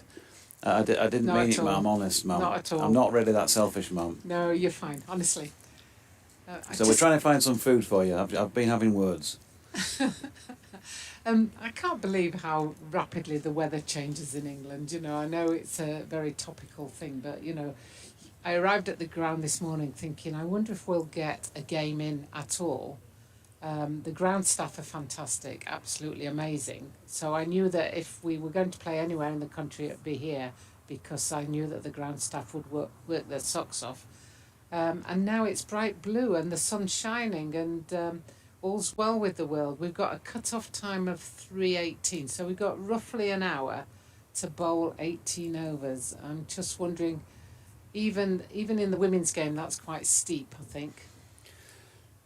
Yeah, it could take a bit of doing. There needs to be 10 overs batted by the Sparks for it to become a game. So that's the next marker, if you like, after that, because we are expecting some rain at some point later on, if the forecast is to be believed. It could miss us, and hopefully it will do, and we get a full 37 overs each side, but there'll be that and sort of conundrum to take into account. And whilst I don't understand Duckworth Lewiston, I do know that although Diamonds are scoring at 5 and over, if they were only to have a 10 over game, the total would be a lot more than 50 at this stage, because I think they look at the total and then they have some fantastic qualifications that says, well, you're starting from scratch with no wickets, and every wicket is the equivalent of so many runs as well. So I've probably confused everybody and myself at the moment. So let's just wait and see what happens, shall we, and just see where we go from there. It's all sort of all those things that I could never handle in maths when I got to A level, you know, probability and things like that, and it involved. Yeah. I mean, Yeah, I mean, I used to understand it when it was just, right, we've got 10 overs left, you scored at 5 and over, that's 50, but it doesn't work like that anymore. So, drinks are finished, so we're back onto the field of play. Armitage marking her marker. Like you said, when I was off there, you know, good to see Holly getting a go with the England A team. She's got to be there or thereabouts with some of the innings that just I alone have seen her play this year, and I've not seen them play every game. So the ability is definitely there. And here comes Ellis then for the first ball of this, the 20th over. Just dropped out into the offside by Holly, who's on 15, no run. Yeah, in fact, Diamonds are lacking in their England representation at this moment in time, and I think there's some players that definitely warrant a look at by the England selectors. Holly being one of them, Lauren Winfield Hill we've already seen. Yeah, Ellis in again. That's flicked around the corner this time by Holly, and fielded just inside the circle at short fine leg by Amy Campbell. Beautiful conditions for those who can't see the pictures at this moment in time at Headingley. You wouldn't know that there's been heavy rain here yesterday, and I think on other days as well. While I've been away in Worcester during this week, blue skies, white fluffy clouds at this moment in time, but a hefty breeze out there as Holly Armitage plays up to one, coming in from the long on boundary, 1 run. In fact, it might be me that's guilty of it, because I went to Worcester for the day when we had 3 hours. Yeah, it's your fault. Because of rain, so it's probably my fault. So that's why I didn't invite you on commentary that day. I just thought I'd snub you. Ellis is in, and down the ground Marlowe. Nicely played, full face of the blade, just sensible cricket, pushing the 1. 11 now to her, and 98 for 2, the Diamonds. In the 20th, still to come, Bess Heath, Bam, as the girls call her. yeah. Chloe Tryon, who can certainly give the ball a bam as well. Leah Dobson. Leah Dobson, yes. And then Lizzie Scott, Katie Levitt, Grace Hall and Jess Woolston. This is firmly struck by Holly Armitage, and that's a poor piece of fielding this time, unfortunately, from Georgia Davis, straight through. She tried to get down and make the barrier as well, but it's gone straight through her for 4 runs. And that's the 100 up. 102 for 2 in the 20th over. So pretty much going in even time. 50 came in 9.5. 119.5. Holly on to 20. In fact, Leah Dobson opened the batting in the T20 competition, so you know you've got some firepower there. Now this one wide of off stump is the response from Ellis, and Holly Armitage misses playing inside that, trying to loft it away over extra cover. So that's the end of 20 overs then. 102 for 2 is a pretty healthy balance at this stage for the Diamonds, with that firepower still to come. Jess Woolston got a 5 for when we were there at Scarborough. I've been quite impressed with Grace Hall. Actually, Grace came in to do a bit of commentary training with me one day during the winter. She's interested in that sort of thing, media or sports journalism student, I think, at Sheffield Hallam Uni. And she's impressed me in terms of athleticism. She's got a real, as we'll see when she bowls, that sort of slinger-malinga type bowling action. Yes. She comes from somewhere around her back, does her arm. Yeah. And she's taken some good catches as well this season in the matches that we've covered on BBC Radio Leeds. Yeah. Once again is Erin Burns. Pushed out into the offside by Marlowe. No run. Really is strong, that breeze. They've often been playing rugby league in this last night. That could have been interesting with the ball swirling around when put up in the air. Yeah. Latest delivery turned to leg and again finds the field, so another dot.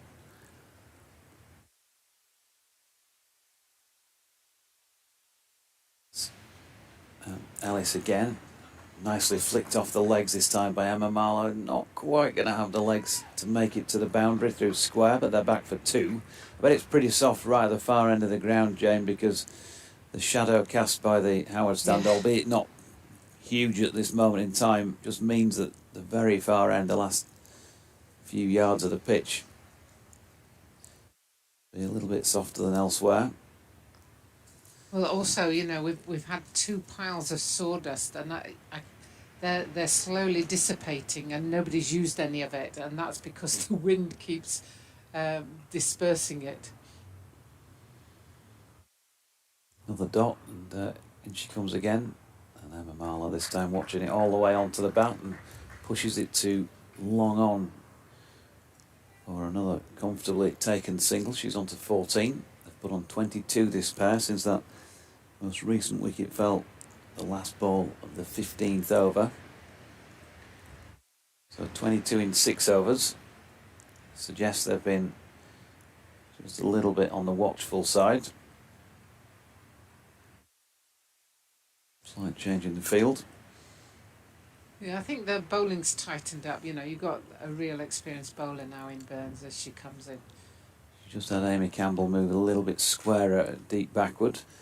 And the final ball of the over is then pushed up to mid-off. And Marlowe 14, Armitage 20. 21 overs complete, 105 for 2, so 3 runs from the over. Just remembered, by the way, that Martin Bloomfield emailed in earlier. And thanks for this, Martin. It's BBC West Yorkshire Sport at gmail.com. Martin down in Retford, in Nottinghamshire, but he's a Yorkshire and a Diamonds fan. And he says, great, we're getting some RHF cricket, albeit a possibly abbreviated game. Pleased that Issy Wong is playing, though mystified as to why John Lewis has opted to omit her playing in any of the Women's Ashes matches.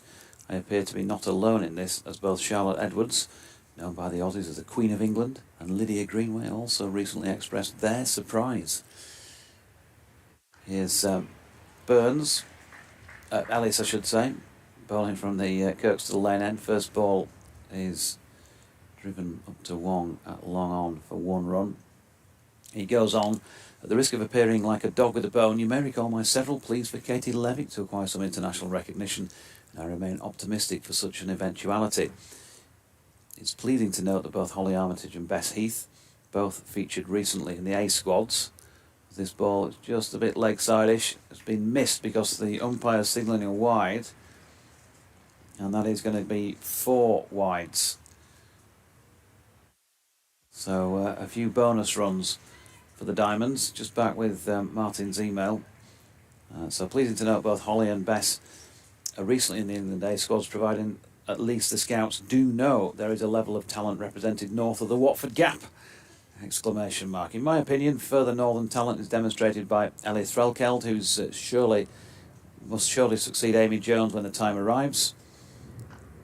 Holly Armitage drives into the offside. There's a misfield, but it's swept up without any score added. I was concerned, he says, last year when there appeared to be no keeper cover at the Commonwealth Games, and wonder what would have happened if Amy had incurred an injury. In the meantime, I guess all Lev can do is keep up her good work and continue taking a shed load of wickets. Maybe I can be the Yorkshire lad and set up a supporters group, #lobby for Levick, as Holly Armitage pushes a single out to the sweeper in the covers, 1 run. Well, yeah, Lev, obviously, she's legendary in terms of wickets in that particular column, but hasn't had a sniff at international level. We've talked about that with her before on Radio Leeds, and I have on the commentaries. Ellis in again. It's wide of off stump and felt like it was a little bit of a slower ball. Emma Marlowe can't get it past the infield for 1.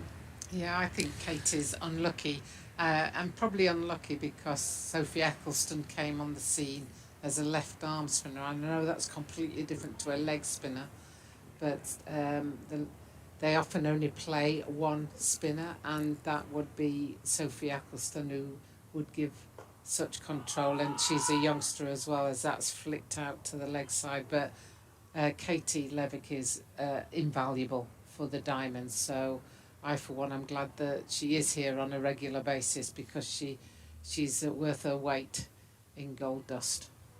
I think there's also, she's made the point that when she was working just over the road in the offices, she couldn't, get away for training camps, that sort of thing. I think when there was some interest, and that's just another change in the game, which I guess for her has come at the wrong time, as Holly Armitage may have got an edge on this. We'll wait and see if there's any umpire signal from Grace Banbury, and in fact she didn't get an edge, and it's been fumbled behind the stumps and goes through for a bye. So that's 22 overs complete. 9 from that over makes it into 114 for 2. But yeah, when you've got a day job, all about that. Yeah. And the commitment that you've got to try and put in to play, to play at any level, but to play at that higher level as well, because it clearly is going to take that bit more concentration in terms of, your practice and the levels that you're trying to play at, and so the extra time you've got to put in. Difficult to be able to achieve that and hold down, your 9 to 5, isn't it? I think professionalism just came at the wrong time, or the right time for Katie, in that it kept her in the game because of the professional contracts. But if she was, 5-10 years younger, then I feel certain she would be getting a look in. Holly Armitage then driving this one down the ground, first ball of the over. It's been half stopped, and that'll be good enough to prevent them getting any more than the single there to Holly. That takes her on to 22, 115 for 2. On coming round to do the cleaning up there, and it remains in place as Marlowe flicks this one off her legs. She can play that shot nicely. She's already demonstrated that on 2 or 3 occasions since I came back into the chair. And she's on to 17. This is much better from both Holly, between the two of them, because they're both picking up singles now as they go through, and just making the score keep ticking over. And this one floated up this time by Erin Burns. Inside to the bat from Holly. Turns that into the leg side, no run. Emma Marlowe came and joined us during one of the T20 matches earlier for a spot on commentary, and did it. Might have a future in that, at some point. Brilliant. She did well as Holly cuts this next ball firmly, but just backward of point when it hits the field, and therefore they don't get any runs. I think I'm right in saying that she grew up around Beckwithshaw Cricket Club, which is one very familiar to me. I've played there plenty of times because they're members of the Airedale and Wharfdale League out Harrogate way. So Holly Armitage opens the face and pushes forward at this one. And another dot. She's really getting through this over quickly, isn't she? Erin Burns? I think that's, when I said, this is tough for them to get through the number of overs in the time, but when Erin Burns is on, the overs go through so quickly. And she's floated this one up there, but down the leg side, unfortunately for her, so inevitably signalled by Simon Widdop as a wide. 117 for 2, 14 extras now, which is a useful addition to the total as far as the diamonds are concerned. Holly Armitage stepping back to this ball short of length. She got plenty on that, but unfortunately for her, she picked out the field the short extra cover, so that's the completion of 23 now, just 3 runs from that over. And not only when they're getting through the overs quickly, Jane, but when they're getting through the overs quickly, not only for sort of getting through because of the cut-off time, but it's just rushing the batters all the time, isn't it? Yeah. It's one of those where, when we're playing the game, somebody will say, I can remember growing up and your senior pro type saying, you face it when you're ready, yes, step away exactly. and slow it down to the pace you want to play at. Just step away, just move away, just fiddle with your gloves or your shoelace or something, but just slow it down so that you can take the speed out of the game from the opposition. You don't want them to be dictating what happens. You as the batter should be dictating what happens. So just slow it down and make sure that you're playing at the pace you want to play at.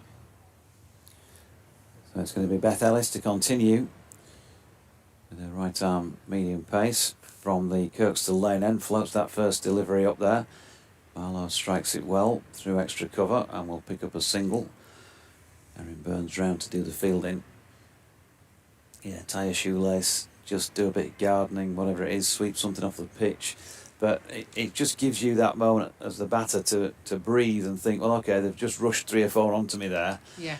Work out how you might want to start to. You try and find control it. the Yeah. game, control the pace of it. And she comes again, floated up once more, and again takes a while to get to Holly Armitage, and she's pulled through on a shot that I think she was probably originally shaping up to play through the offside. She's got it to long on for 1. 23 to her. Boundaries at the moment at a premium, and no cause for panic just yet, but they're going to want to see that count increase before the end of this innings. Lovely shot here by Emma Marlowe. It was aerial for a moment, but nowhere near the bowler. And again down the ground to Izzy Wong, whose shirt really is buffeting around in the wind out there. It's very, very strong. I think she's borrowed the shirt, and it's probably a slightly bigger one than the Yeah. one she'd normally wear. So it's that's why it's showing a lot of movement in the wind. Here comes Ellis again. Flicked nicely off the legs by Holly Armitage, but unfortunately she's timed it a bit too well. And so deep backward square leg is in quickly to keep him to 1. Tough one that, isn't it? Because you just want to just knock it round the corner, maybe halfway out, Yeah. get back for 2. Yeah, I think. But you know, one a ball, 6 and over. That's okay at this stage. Ellison again, driven down the ground by Marlowe. Good piece of fielding, just inside the ring there, by Georgia Davis. She'll just keep him to 1. It's looking a bit greyer in the distance away to the west, unfortunately. Just thought I'd mention it, but no major threat just at this moment in time. No, there's no rain clouds imminent, but they may be in the future. 122 for 2, as somebody once said. Or was that 222 for 2? Ellis in again and just dragged into the pitch. That's twice in the over. Holly Armitage has wanted to get through the shot quicker than the ball has got there, and she sort of replayed it, a push into the offside. She didn't get any runs for that, so 24 overs complete. They got 5 off that one. 122 for 2. So what have we got? 13 to go. 5.08 at the moment. It feels like they're capable of scoring at a higher rate than that later on if they need to. Yeah, I think they would be. That's probably what they've just been talking about there in the middle, is that we need to push this on a little bit now. We've still got 8 wickets. We've still got people who can come in and take the score on. That we've got to make sure that we take the score on first. On strike, and the Burns continuing at the Howard stand end. First ball just pushed into the offside. Dot, yeah, certainly the next 2 to come in. Not necessarily pair. Bess Heath and Chloe Tryon and Leah Dobson, the next 3 would be all ones that you can look to runs from. Marlowe just misses an attempted cut shot. She's taken her time a little bit more there, just went for a little wander. This one floated up and hammered back there at Burns, who gets her hand to it but can't hold the catch.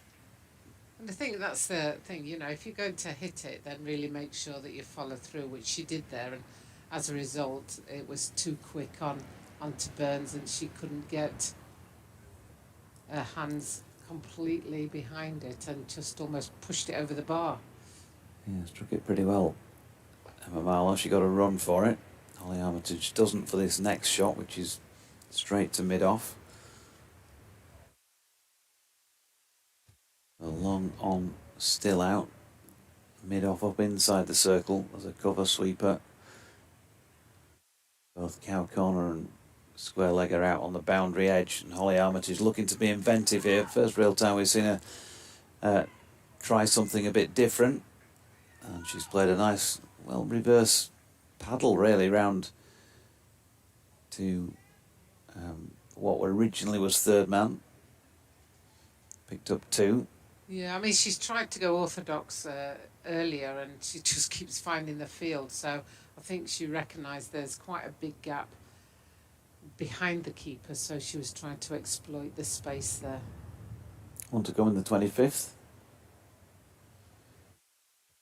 In again comes Burns, and Holly's got that away off a thickish outside edge. She's going to get 4 runs here, despite the despairing dive there. And so a little bit of fortune on her side. Not sure she was intending to put it there, but it still says 4 runs in the book. 30 to her, 21 to Emma Marlowe, 129 for 9 after 25 overs, and a useful 46 added for this 3rd wicket. As Davina Perrin almost fielded the ball, then she had to go and field a black bag that was blowing across the ground. Just showing you how much wind is out there and how blustery it is. That was a decent acceleration from Holly there, and you'd be expecting them to be a bit more creative and inventive now, looking for the spaces in the field. If there's a space over cover without a deep cover fielder, then maybe you've got a chance going aerial over the offside as well as the onside. At the moment, it looks like mid-wicket's way open as well as extra cover. Change of ends. Yeah, Katie George back into the attack. 4 overs, no maidens, 1 for 21. She got the wicket of Stir Callis, LBW. She's bowling left arm round the wicket, straight up, and that's hammered by Emma Marlowe straight back at Holly Armitage, who's really felt that on the left thigh, I think. Well, that's the second one that Holly's fielded. The last one was the one where it deflected off her and she sent Emma Marlowe back because she felt that it wasn't in the spirit of the game to run when she deflected it. Shades of the World Cup final, which was, I think it was 4 years ago as yesterday, wasn't Yes, it? it was, yes. For the fellas, of course, that one. Round the wicket here. Oh, now then, this is looped up in the air. Oh, attempted a diving catch there, but it's not been reeled in. And Emma Marlowe just has a little bit of luck on her side. Davina Perrin, it was, just diving forward at point. And I suppose a couple of things come into play there. A, have you got the reaction time to get across for the catch? But also B, this wind, you don't know quite what effect that had on the ball out there in the middle. So 130 for 2. Halfway through after this delivery will be the 26th over. One off stump and Holly Armitage gets it out into the covers for a single. Graham's back with us. Yeah, all the signs are now that the girls are just looking to up the tempo a little bit more now. It's a little bit more movement of the feet in the crease, asking a few more questions of the bowler. All 4 of the Diamond batsmen have all got in today, haven't they? It just needs one of these 2 now to go on and make a really decent score to push this score up towards 200 and beyond. So here's George. Now then, Emma Marlowe's got underneath this one. Catching chance, and it's well taken as well. And the Diamonds have lost a 3rd wicket. The catch taken by Beth Ellis with outstretched arms and tumbling in the process. But the main thing was that she got both her mitts round it.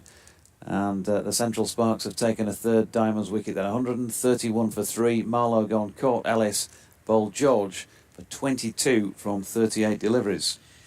Yep, just saying there that they looked as though they were trying to just get things moving a little. There's plenty of batting to come, isn't there, in this Diamonds lineup, and a number of players still to come who can push that scoreboard along and get things ticking. So I think the 2 batsmen in the middle realising there that it was time to get things moving a little, and maybe that one just got a little bit big on Emma Marlowe, I think, there, didn't it? And she, I think the intention was that she was looking to just pull that one away, but it got a little bit big, just skied a thickish edge into the air, and a good diving, tumbling catch in the wind in the end by the Sparks fielder. So, well, a really interesting phase of the game.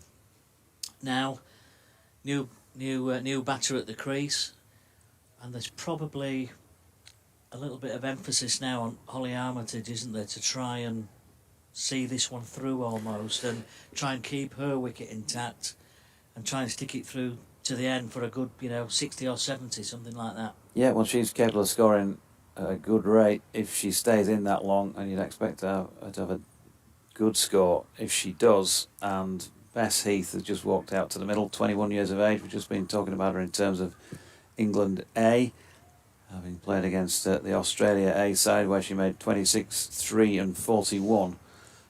And she's a quality player who definitely gets on with things when she's out there. Bam, the nickname, on account of her initials, but you'd also say on account of the way she plays. Short ball here, and first up, there you go, Bam with the pull round to long leg. Unfortunately picked out the fielder, but she's straight off the mark with a single. Change of bowling work there for the visitors, didn't it? Change of ends for Katie George, and talked earlier, I think, about the shorter bowling at times from the Sparks bowlers, and they got their rewards there, didn't they, for just banging another one in short.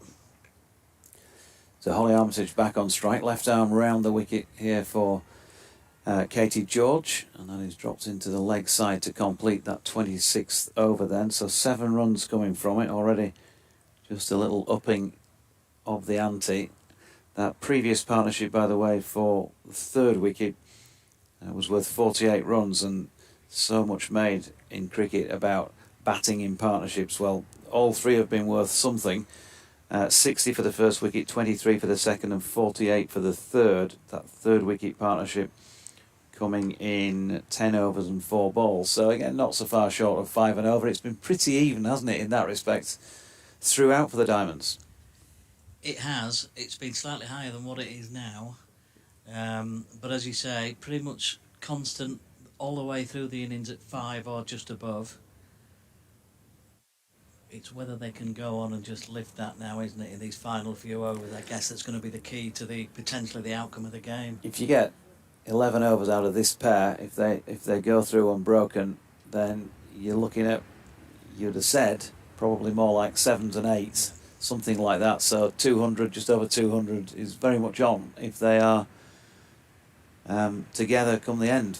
But if they lose a succession of wickets, then obviously that's going to just stymie some progress. Burns comes in.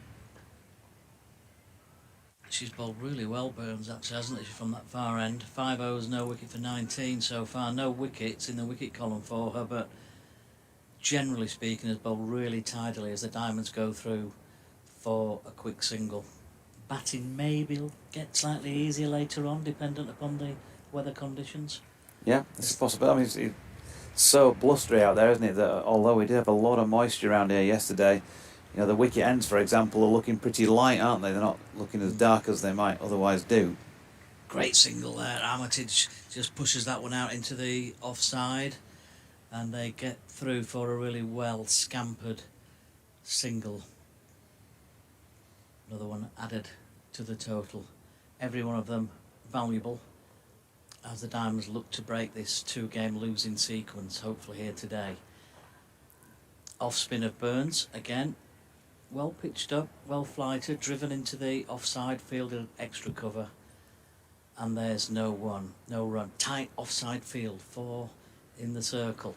That one's down the leg side though, and that's really well swept away down the leg side by Bess Heath. She picked that one up really well. It's not often that Burns has strayed down that leg side, but she did there.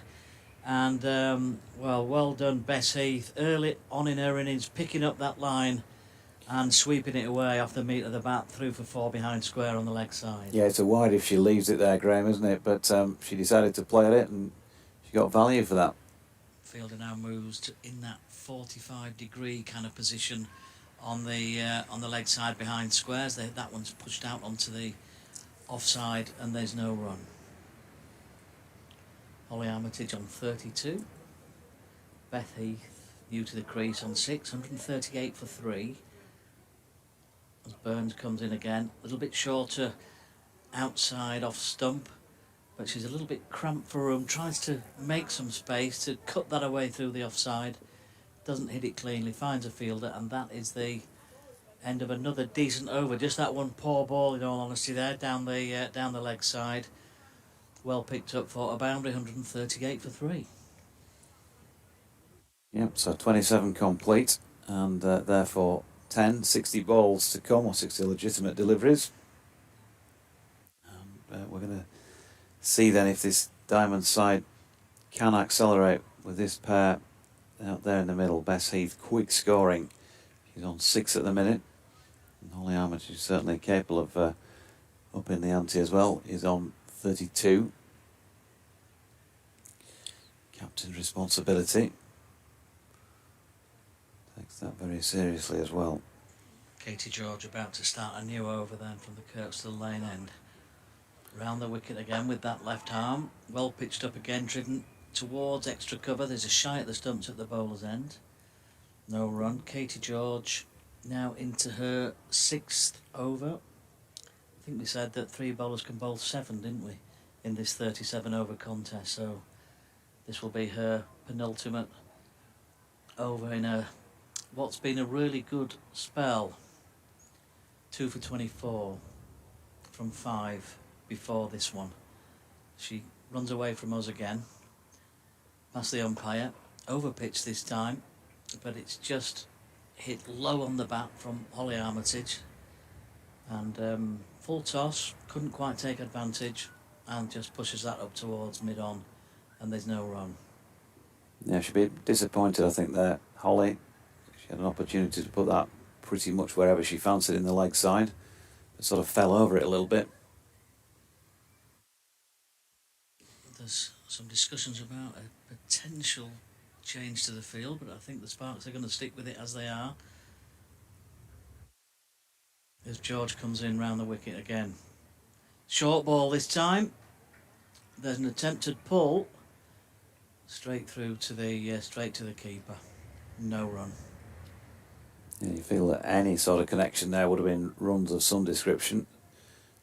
And if she could have got a good connection on it, then probably a boundary, but credit to Katie George. As it turns out, it was a good short ball because it cost her no runs. Yeah, it was short, but it was fairly quick, wasn't it? And I think it was over the shoulder of the batsman there as she comes in again. But that one is pitched up, and that is straight, and that is driven down the ground by Holly Armitage. And that is all about perfect timing, isn't it? Just using the pace on the ball, hitting the ball down the ground, back over the bowler's head, and cleared the rope by what? About 3 or 4 yards. A terrific strike. Yeah, she got the front leg out of the way and got a real good contact out of the middle of the bat on it. And she's definitely one of the players in the side who's got the power to find that sort of range. Great shot. Bates again. Oh, and tries it again. This time she's whipped that one over mid-wicket. And it's just a couple of bouncers. And that is a 4. That wasn't a bad ball particularly. But she just, again, just clipped that one away really well. She's finding the middle of the bat really nicely. Holly Armitage now, she's raced on to 42. And a 6 and a 4, and suddenly the scoreboard rattles along to 148 for 3. Yeah, it just feels like she's pressed go here, doesn't it? Oh, it really does. Asking real questions of the bowler now. As the clouds move across Headingley. Couple of great shots. Does she go again? She does. Gets away with that one though. That wasn't quite as well timed or directed. It's really good running between the wickets as well by Bess Heath, who got her back for an easy 2. Holly, I think, probably in 2 minds, like sometimes you are when you've not played the greatest of shots. You start thinking about that more than what the next bit is, which is to cover the ground. And while she was maybe dwelling slightly on it, Bess got back for a second, so well done to her. Turning that into a 2, 150 up after 28. And Katie George's figures for the Sparks are not quite what they were suddenly, are they? 6 overs, no maidens, 2 for 36 for her. So they have upped the ante slightly, Graham. 48 added, they made 102 in 19.5. So 8 overs and 1 ball to get the next 48. So gone up to around about 6 and over more recently. Here comes Burns again then from the rugby stand end with a off spin, driven, fielded really well at extra cover by Beth Ellis. It was, wasn't it? Because she's on the wicket ends there, and that can give a nasty kick. Kept her eyes on it well. And Bess Heath, right-handed batter, just waits. Again tries to give herself some room, but that off spin from Burns is just tucking up the batters at the moment, isn't it? And can't quite find the space to get that ball away on the offside. As she runs in towards us again. Oh, there's a mix-up in the middle there. I think Holly Armitage was thinking there might be one on there. And I think quite rightly, Bess Heath has sent her back.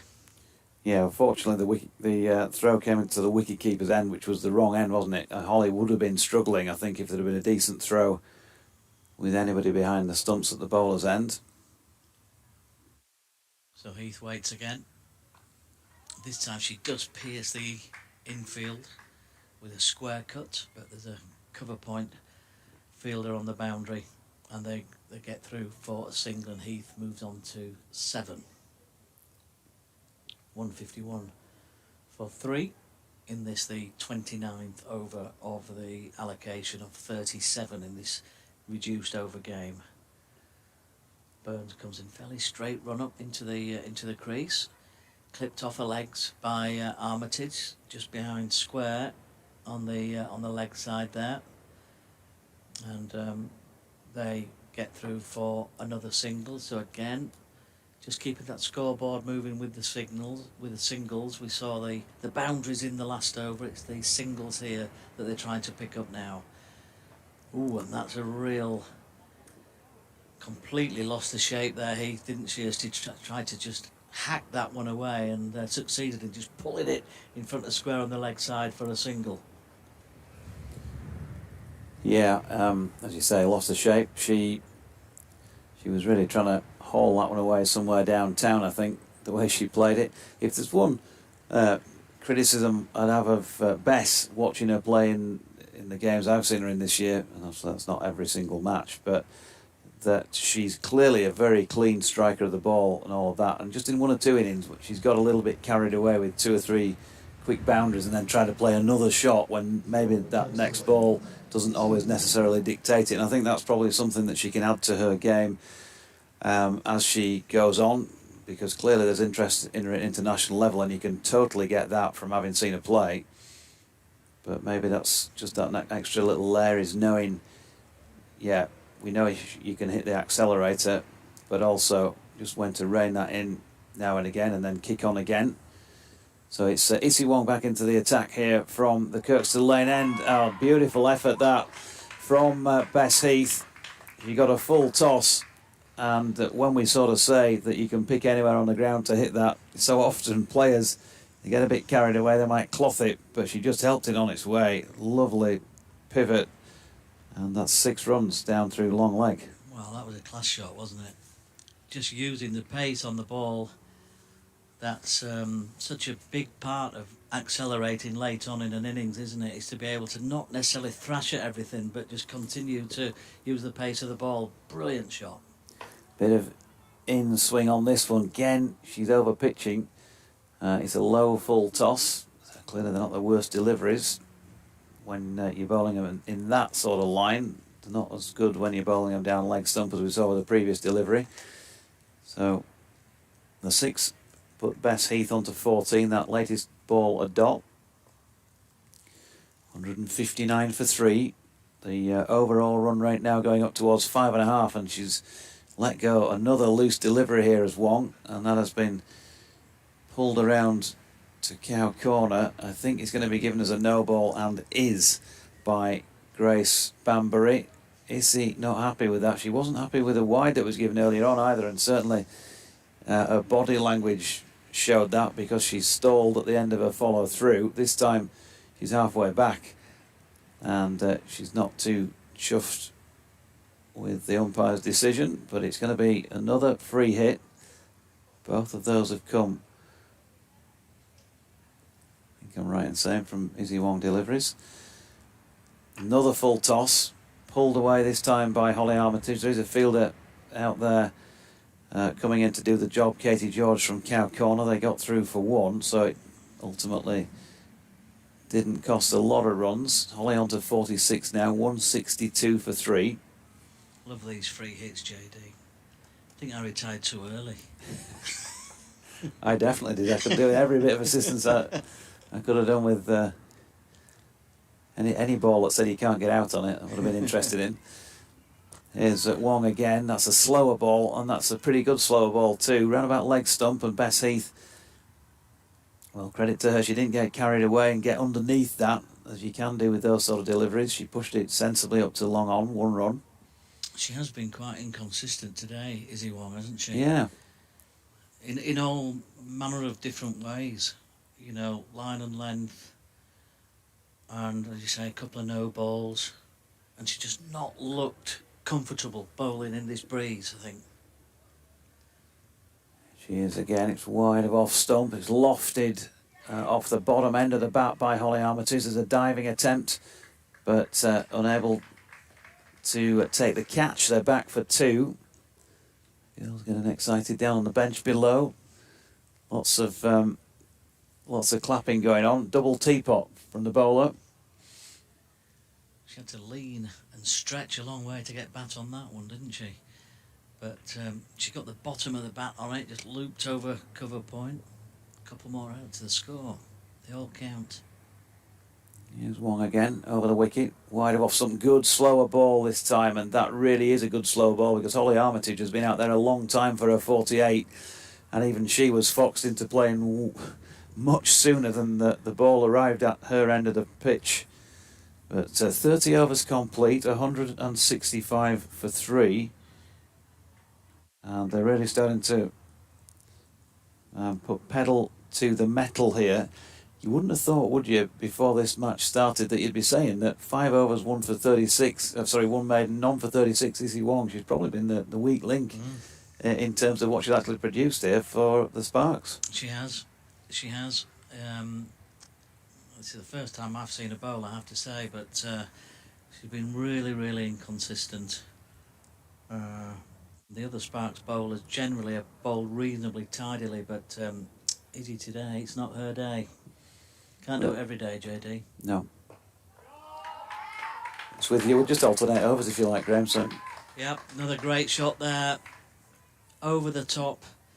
And Bess Heath just starting to find her rhythm and just starting to find her feet here now, isn't she? Punishing that ball that was just slightly over pitched. And hits that over the top, over mid-off for 4. And that's what it's all about, isn't it now? Keep taking the singles and punish the bad ball. I've got to say, by the way, we've got a wonderful addition here, an I-55 screen, which I think has probably only made its way in here because the posh lot were here recently for the test match, you know, Sky Sports. Burns in again, and that hits Heath on the pad as she tries to just paddle it away on the leg side, and no run. It remains 169 for 3. Third ball of the over coming up now. That's short, and that one's pulling, and it has been. Has she found the gap? Oh, brilliantly done. Heath just waited, got onto the back foot. It was a poor ball, it was short, and she really gave it the treatment. 4 more, really well struck. Oh, that was one of those banned by name, banned by nature, wasn't it? She a power-packed punch through mid-wicket. Suddenly the scoreboard is racing along, 173 for 3 in the 31st over. So it's a 220 plus total now, isn't it? Oh, look here. Now then, what have we got now? We've got another big hit, and we've got a terrific strike by Heath. Well, she's given that one the treatment as well. It was slightly cross-battered, but it was there, and she's absolutely smashed it over long on for 6. So I'm going to say it now, Bess. Okay, now is the time. Just think about this next delivery. 179 for 3, and it's causing and bringing about some field changes. Well, the blood will be pumping in the veins, won't they, after those 2 shots? Yeah, and I don't know if Holly Armitage is doing this purposely or not, but well done to her if she is. She's just walking in for a word and just taking the sting out of it. So, you know, maybe if Bess does have that tendency to get carried away, then she might just chill slightly. Run rate just under 6 now, suddenly. Good. Push back up the pitch, back up towards the bowler. Force the bowler to come around the wicket, change the angle. And Heath has done just what you were calling for there, JD. Kept ahead, pushed it back up the pitch. Well, I'm not so sure, you know. I'm not so sure. The ball before, when you said that, she pushed it back to the bowler, but she did there was a little body language. She's got her back to us here, folks, when I'm saying this, but she felt like she'd kind of remonstrated with herself for not getting that away for some runs. So maybe not completely suppressed that desire to keep whacking the ball. Yeah, Jane's pointing out we've got a weather girl in the studio with us today. Not only is she Prez here, but she's also acting as Carol Kirkwood, and she says there's some cloud coming in from the west over Bramley and Armley here this afternoon here at Headingley, so that it could be a bad sign for some rain here over the course of the next 3 or 4 hours. Very good, JD. Really impressed. There's a job somewhere else for you, I think. I've not yet tried a skirt, but you know. Georgia Davis, 3 overs, 1 for 22 so far. She took the first wicket out of Lauren Winfield Hill when she bowled her very nicely as well. Did we ever find a replacement for Mike Yarwood? And this is me. So as I say, Davis 3 overs 1 for 22, and Holly Armitage on strike 179 for 3, 36 deliveries left, and the Diamonds putting themselves into a pretty good position here. That's nicely played as well by Holly Armitage, because she got her front leg out of the way to open up the field, and then she was good enough to be able to adjust and play that away, Graham, out towards long off for 2. Yeah, really good. Really good running as well. Fantastic running between the wickets. And that brings up Holly's 50. It's been a terrific effort from Holly, hasn't it? She's batted really well, really sensibly, put the bad ball away, and quite deservedly taking the applause from the people here at Headingley this afternoon. 50 for her off, 51 balls? Yeah, first time she's got out of single figures for her last 4 knocks, so she'll be happy with that as she pulls one wide of long on. And again, Bess Heath, that's brilliant running between the wickets. This time she wasn't straight back, she just had a quick look up and sussed out the situation. 2 fielders converging on the ball at long on, and then fancied herself to beat the throw and did so. So 2 more to Holly, 52 to her. We're now starting to think that there's 2 nearly every time to the boundary, I think, aren't they? And that overall run rate, which takes a bit of shifting, is up towards 6 now, as we get another shot through long on, and Holly has struck 6 runs. Izzy Wong with the outstretched arm to try and reel a catch in there, but it was just a little bit too straight for her to get a proper control of her attempt. Wouldn't be quite as clean as Holly struck the previous 6 down here, but it was good enough. It was, and it was, you know, it was played with a straight bat, wasn't it? It was over long on, took on the fielder, and struck the ball really well. Brings about a change in the field. I think is that the second time we've seen Holly at 6 over long on today? Yeah. Katie George, there was the bowler, the left armer previously, wasn't it? She's played that shot so well.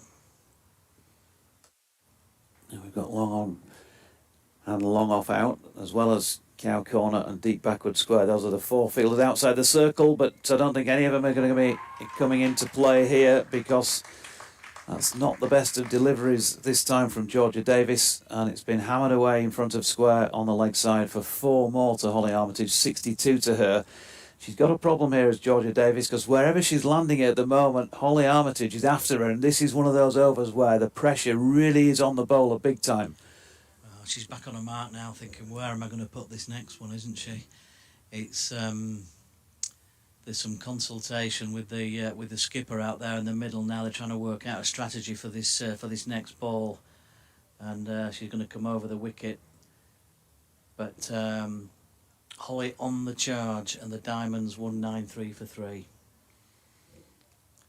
So over the wicket, she strides down and she's going to get 4 more here. That's a beautifully placed shot by Holly Armitage and really well timed. She's not completely gone through with it and lofted it for 6. There's a couple of bounces for 4. But if there's one place on a cricket field where you're going to get value for your shots, it's if you hit it straight back over the bowler's head. And she's picked up 4. So 66 all of a sudden, Holly Armitage. And the Diamond, we were saying 200's on. Well, it's well on. It's still got 5 overs and 1 ball to go, and they're almost there. Now she's gone underneath his final ball of the over. Izzy Wong. Is it not Izzy Wong? It's not Izzy Wong, but it's a great catch. It's Erin Burns running round from long on. That's a brilliant diving catch. And Holly Armitage, well, what a bit of acceleration in recent overs, but she's taken 1 chance too many, and you've got to say that was all about the catch rather than the shot this time, Graham. Superb stuff. Holly gone for 66 from 56, and the Diamonds 197 for 4. Yeah, what a fabulous innings. She's earning the applause of her teammates and anyone else watching in the ground here, quite rightly so. It was a great exhibition in how to build a one-day innings, I think that, wasn't it? She started off sensibly, played the ball on the ground, pushed the ball around the ground, and then when the acceleration was needed, she'd got her eye in and she played some terrific shots. I mean, that one that you just described, JD, that one back over the bowler's head for 6 was absolute class, wasn't it?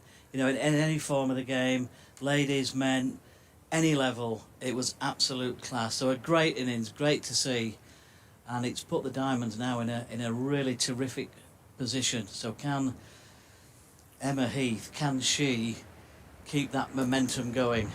The partnership there, talking about partnerships again. So far, 60 for the first, 23 for the second, 48 for the third, 66 is the best partnership of the lot for the 4th wicket.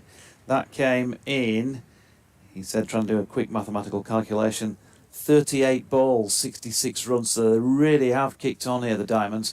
One other thing to mention there, and certainly those of you who are listening in or watching from a Sparks point of view will be going, what are these Northern Diamonds commentators talking about? What about the Sparks?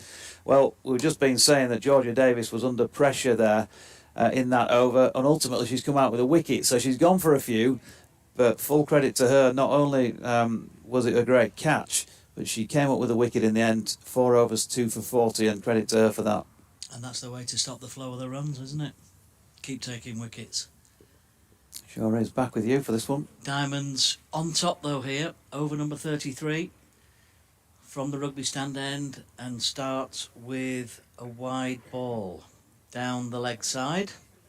So Potts returns into the attack for the Sparks, and she won't be happy with that first ball of the over, which is well down the leg side in all honesty. So Stray in line as she comes in right arm medium pace outside the off stump, and Bess Heath gets that one away and plays it really well through the offside, just wide of mid-off, struck it well, and there's a really good middle on that bat, I have to say. And the placement, you know, bang on about this, but we don't make enough as commentators generally about placement of shots. It's just how sweetly they've struck it, how well they've timed it and all the rest of it. But that split the gap between the two, didn't it? So as long as you get something on it, you know, reasonably worthwhile somewhere around the middle, you're going to always find some joy, and that was superbly placed. 26 it took to get that last 50 on the board, much quicker than the other 350s scored so far. 200 up. Grace Potts comes in again, it's outside the off stump. It's driven by Bess Heath, and she's dropped at extra cover, and you would have to say that the extra cover fielder there will be really, really disappointed not to have taken that. I think it was Beth Ellis who's put that one down. It just ballooned up high off the bat, ballooned up in the air, and it's gone down. So a life there for Bess Heath. They go through for a single. Right arm medium again, and it's Tryon who just pushes that through the offside for a single. I know I'll get a nod from Jane, who's currently, and quite rightly, enjoying her lunch. But the last thing you'd want with about 5 overs to go in one of these sort of games is the sight of Chloe Tryon walking into bat, because she could, brutalise his last few overs if she really gets going.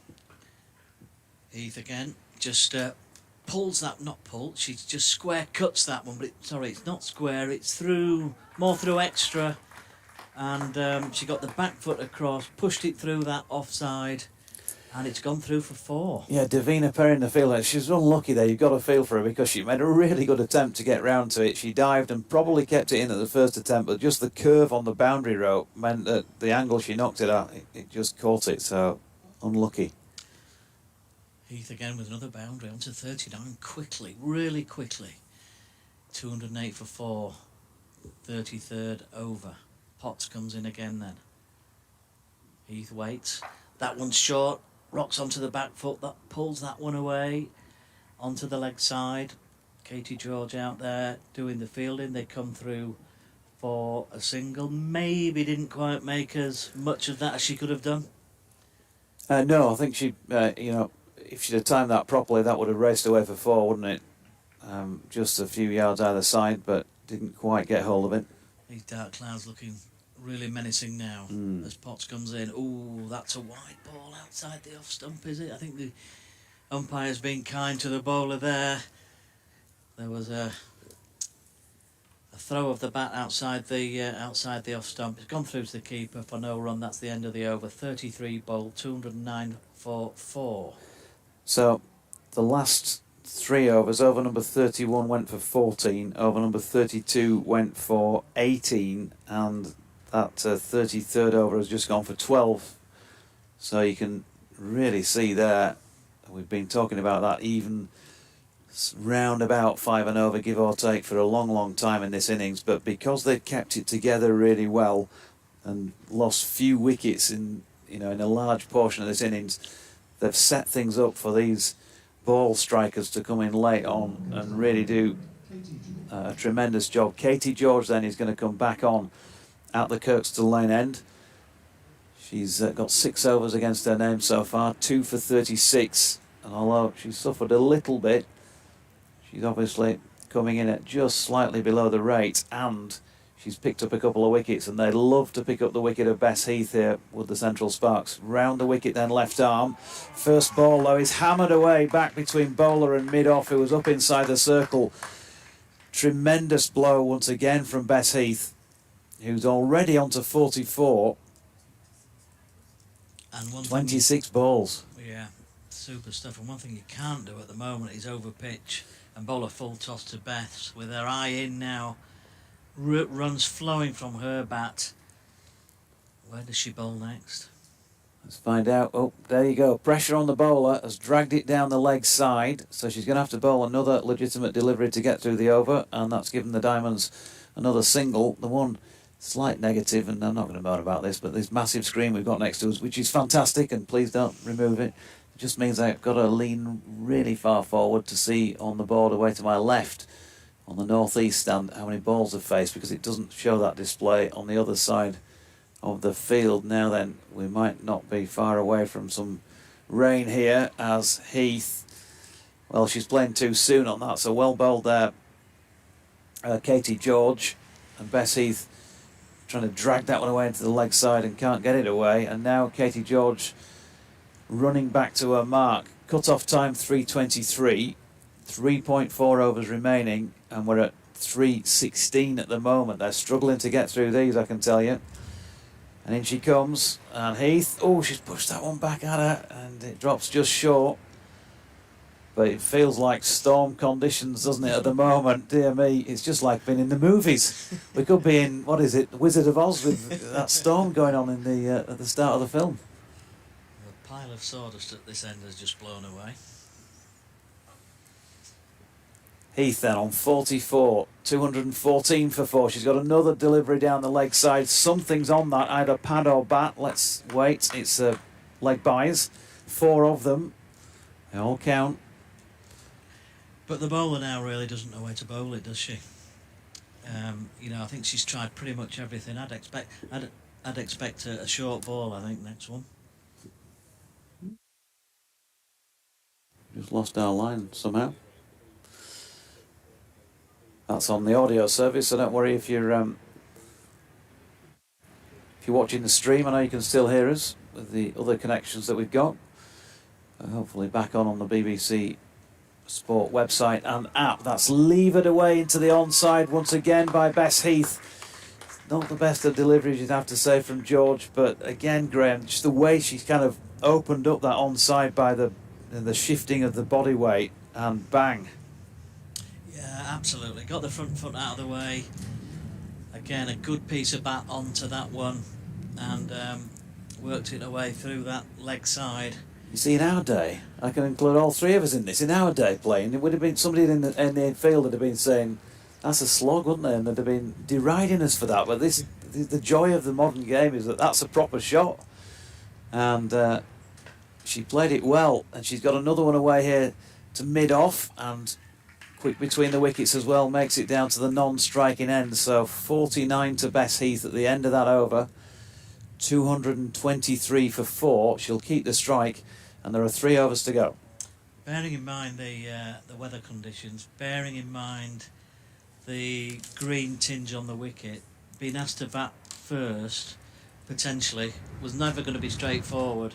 But they must be really close now to exceeding expectations, the Diamonds, I would think. 223 for 4.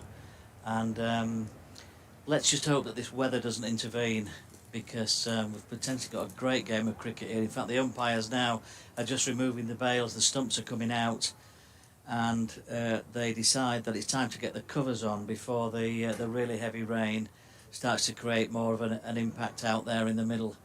And what a shame for Bess Heath, who is stranded there on 49 not out after a really fantastic innings so far.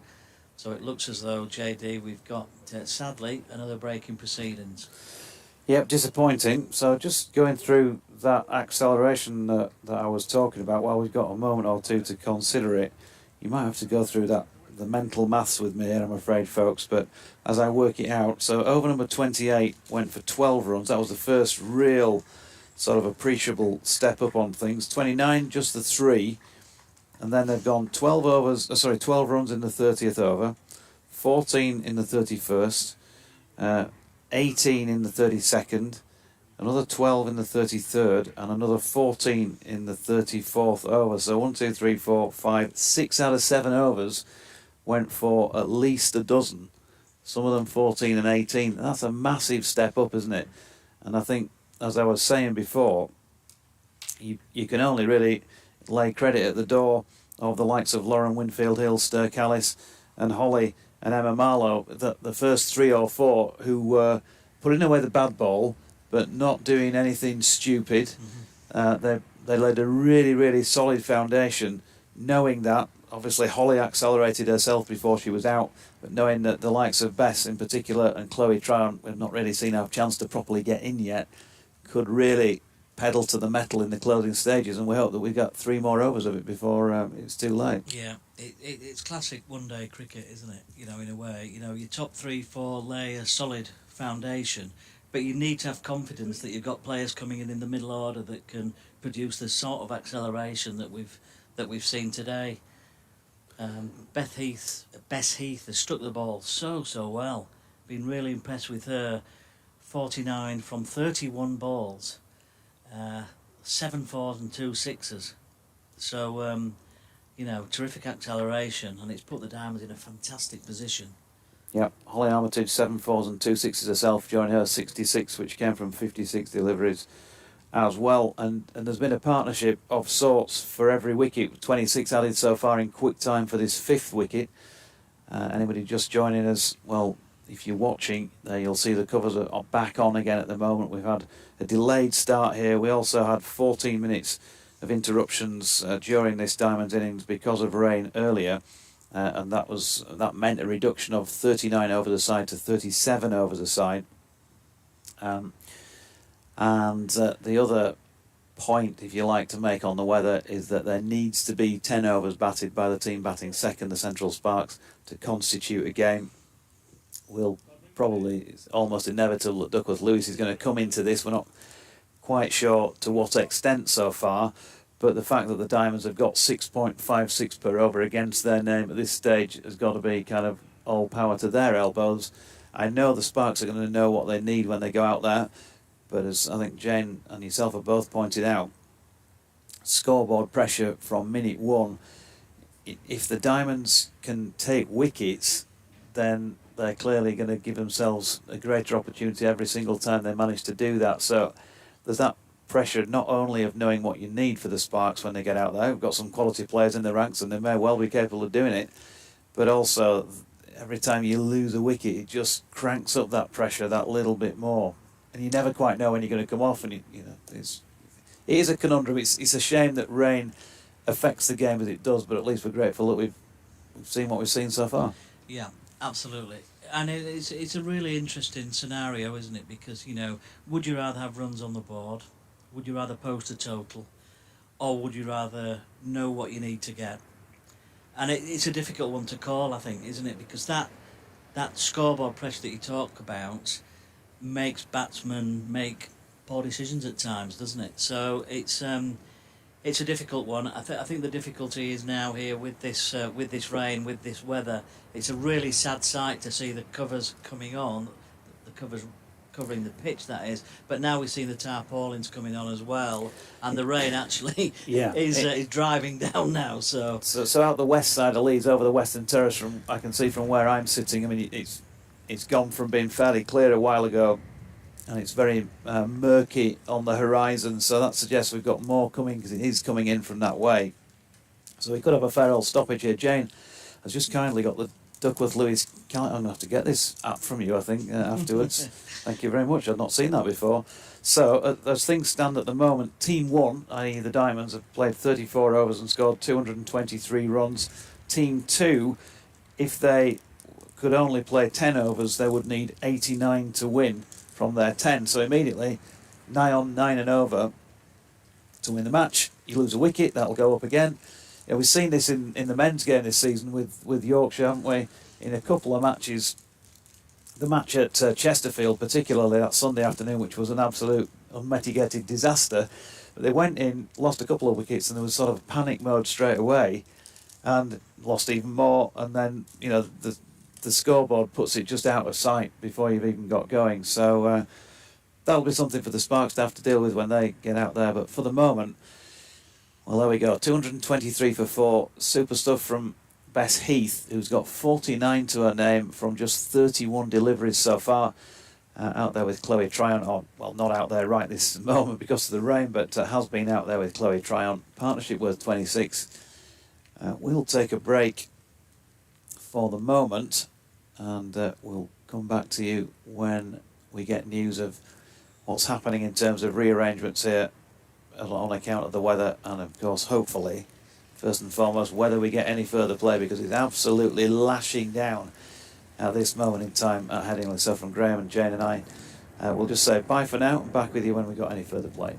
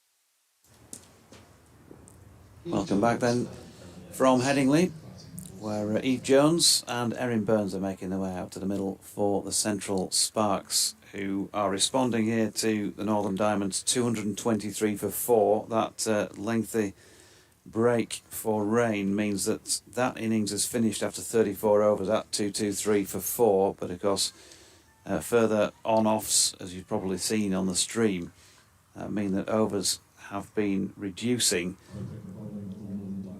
and the latest that we have on the scoreboard, and I've had nothing to say anything otherwise, is that they need 164 to win off 19 overs. Central Sparks, thanks James, that's confirmed. James Carr in the box. And we're going to see Jess Woolston open the bowling here from the Kirkstall Lane end. Bowling to Jones.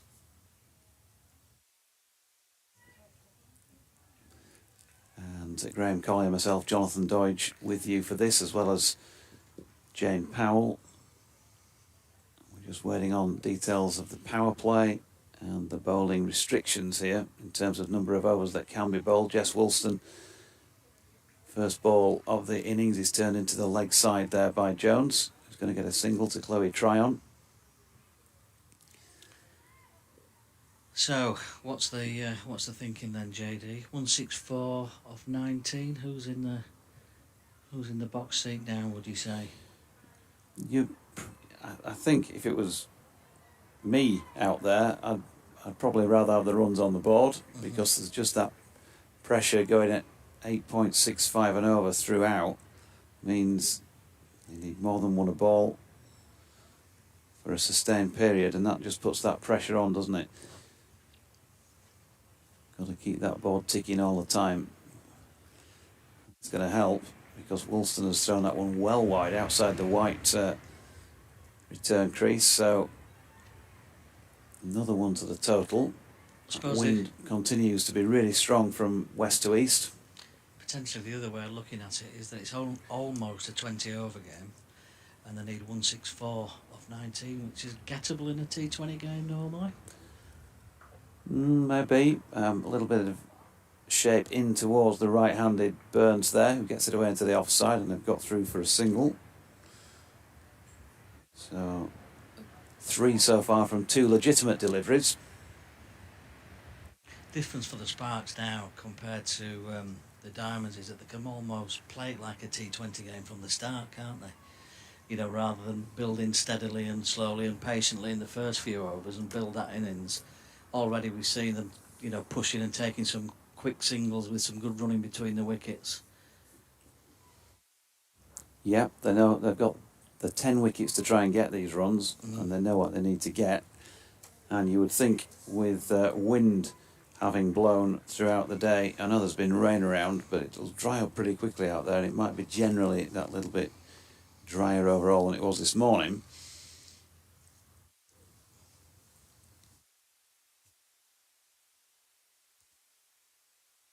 So round the wicket, right arm, comes Woolston, and that's been lofted over the top of short third, and he's going to be 4 runs then to Eve Jones. So handy start for the Sparks, who are not far off that rate already. 7 off 3 deliveries. Yeah, it was a wideish one, wasn't it? And may have been called a wide, potentially, but she threw the bat at that one.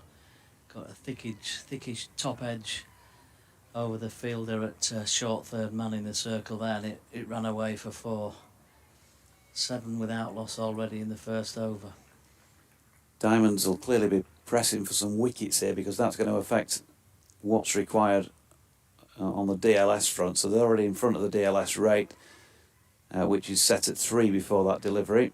That's pushed into the offside where Holly Armitage fields, and Lauren Winfield-Hill can't take the return throw. She's keeping in this competition, as opposed to Bess Heath, who kept in the T20 Charlotte Edwards Trophy. So 7 without loss. DLS says they should be at 4. I'll probably not mention that every delivery, because I'll probably get bored as well as I will, as that's lofted out into the offside by Jones, and fielded out in the deep by Bess Heath. They get a single. So tidy little start for the batting side. Jess Woolston will want to finish this over now without conceding a boundary. Ron Winfield will just move in.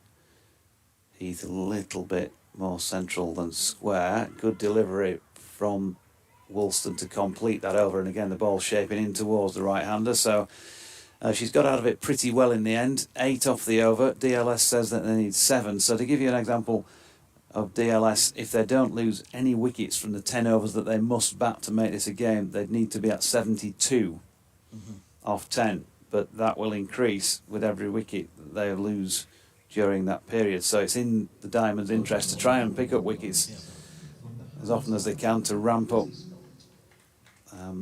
the DLS side of things. Lizzie Scott's going to open the bowling from the Howard stand end, and Graham will take you through the over. Yeah, it feels like definitely game on, doesn't it? You know, a signal of intent there from the Sparks, their 2 openers. Good running between the wickets, good use of the feet towards the back end of the over, and the Diamonds know that there's very much a game on here. And it's Lizzie Scott then from the football stand end. Wearing a 4 on the offside, 3 on the on, to the left-hander, well pitched up, good start to the over, driven back towards the bowler and fielded by Scott low down by her ankles. No run. She'll be pleased with that first ball. They've got it right in the right place. With the Sparks obviously on the lookout for quick runs early in this innings here. Here she comes again, running towards us now. Right arm round. It's a ball of good length, and the batter there just playing forward, running that down to third man, and they pick up a single. She'll just want some runs here actually, Eve Jones, for a bit of confidence. She's not had the best of trots recently. Just 1 score from her last 7 innings has been in double figures. And 19 that she got in Birmingham against the Vipers. But her last 4 scores, 7 in T20 cricket, then 0 for England A women against Australia A at Grace Road, and then 4 and 5 the last twice she's batted in this competition. Lizzie Scott comes in again then, and good delivery, just strikes the batter on the thigh pad I think there. Interesting that Lauren Winfield Hill, the wicket keeper's up behind the stumps quickly early in this second over. Mentioned that they used their feet in the first over, so she's quickly up behind the stumps to pin them onto that batting crease now. The Scott comes in again. Oh, and that's really well picked up. It's across the line, but she's lifted that over the infield to a wide mid-on position, and that one crosses the boundary rope for 4 more to the Central Spark, so they go on to 13 without loss. Yeah, just a little bit too short, wasn't it, from Lizzie Scott? You could see what she was trying to do with that bowl, some variation, a cutter of some description, as she released it. And yeah, she got under it, but just got enough behind it to find the boundary. Change to the field, fine leg comes up, another fielder goes back on the leg side onto the fence. Again, that's flicked away through the leg side, and it's an untidy piece of fielding, and that's gone through for 4 more runs. It bounced awkwardly in front of the fielder on one of those old practice strips. Awkward bounce, seemed to keep low and really shoot through after the bounce, didn't it? It did, but it's pretty unforgivable, really, to be fair, because Leah Dobson is a good fielder. She's got a really good arm. I've mentioned her plenty of times this year in commentaries, patrolling the boundary, and does a cracking job, but she'll know that's not really up to scratch. 4 more to the total, 17 without loss. And there's runs on the leg side now, some wide open spaces there, but Winfield Hill as well to come back from behind the stumps to do the fielding, and that is the end of the second over. Second of the 19 to play, and they are 17 without loss, so a decent start all in all. Yep, it certainly is. We'll bring Jane back in for bit of time, then we'll put Graham back on with Jane as well, so you don't get too bored with me. So 2 overs in, it's been a handy start because they're in front on the DLS scoreboard, and of course, while I'm saying the Diamonds want to pick up wickets, they'll also know that if they get ahead of the clock after 10 and the rains come, yeah, I then think the game is theirs at the Sparks. The power play makes a difference because they've only got 2 fielders out at the moment. Once you can drop another 2 fielders out, that should keep the run rate down. So continuing, Jess Woolston, good delivery as well. Lauren Winfield-Hill standing up to her. Beats the outside edge of Eve Jones's bat, and that was the length, wasn't it? She's not been able to get forward or back. We're going to get the benefit of a replay on the stream, and well, doing plenty as well. She's got that one to really cut, leg cutter, angled in towards leg stump, and goes past off. Here she is again, similar delivery. Good bowling from Woolston, and it's dropped into the offside for a single there by Jones. Yeah, they just need to settle down really. It's all a bit frantic when people know they've got to score at 8 and over or just over 8 and over. And so they're putting the pressure on, and there's almost a little bit of panic out there. But to be consistent scoring 8 is going to take some doing throughout this innings. Yeah, you just got to hold your nerve as the field inside. And a big swipe across the line by Burns this time. She replays the shot as she probably should have played it originally, out into the offside. But she tried to drag that through over the leg side, and another good piece of bowling by Wooly, as the girls call her. Yeah, Jess Woolston, yeah, she's bowling well. 3 good balls this over so far. So 9 off 9. She's certainly coming in at under the run rate required at this point in time. She's just straight down the leg side though, and there you go, commentator's curse. Because as soon as I say it, she throws a wide down the leg side and it goes for 4. And these are the sort of times where you've really got to learn from them. You've got to learn about where you need to just keep putting the ball. You don't need to do anything different to what you've been doing. So you don't have to overstretch, you don't have to overthink it, just keep putting the ball on the spot. Erin Burns then, waiting, slightly open stance. What has Woolston got in response? But she's still drifting a little bit that way, and that's a natural delivery clearly. But this time it's straight enough. And a dot. Burns not able to get bat on ball. So 23 without loss coming towards the end of the third. Douglas Lewis says that the Sparks are in front. So the Diamonds would love a wicket at this stage, just to try and stymie the visitors' progress. Nicely played here by Burns, and she's going to pick up 1 with a little improvisation around the corner.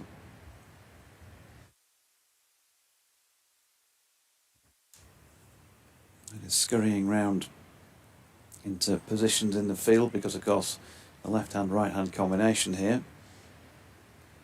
Jones, the left-hander of the pair.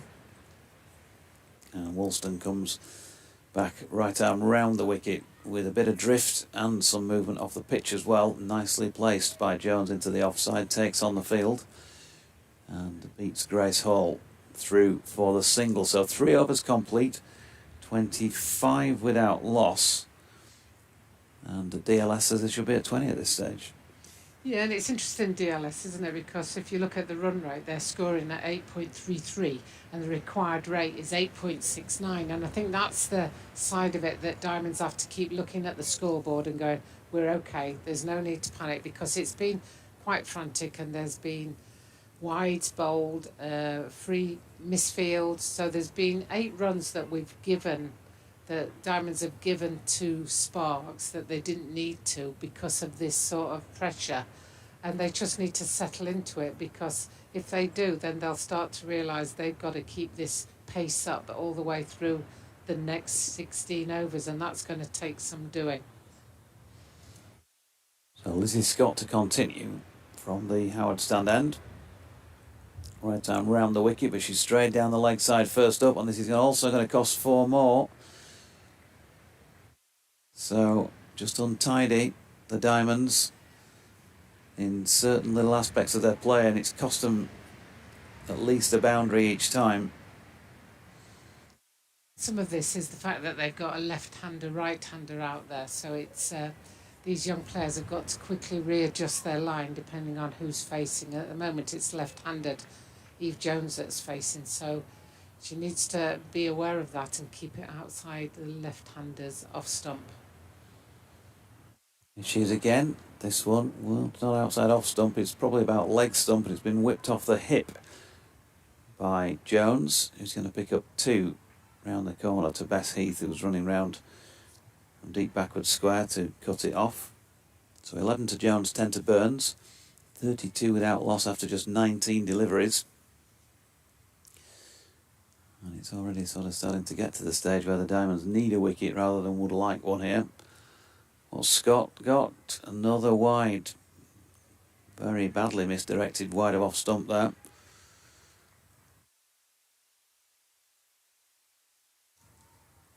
I mean, I'm guessing it's 4 or 5 overs, is it, power play? I asked the question, and I don't think I've had a response actually in terms of the specifics of that. So we might just have to wait for the umpire's signal. You would think 5, wouldn't you, if it's a 26 in a T20 match. Another misfield here, and they're going to get back for 2. That's very sloppy in the field from Diamonds. There's no need to even go for that run out or throwing the ball in towards the wicketkeeper, and it was way misdirected to the wicketkeeper, and as a result they've given them an overthrow there as well. So probably about 15 runs that already that the Sparks shouldn't have had. That's a better delivery from Lizzie Scott. Well taken by Lauren Winfield. It was Holly Armitage's throw, I think, wasn't it? Yeah, it was wayward. Yeah. So 35 without loss halfway through the 4th. DLS reckons they should be at 23.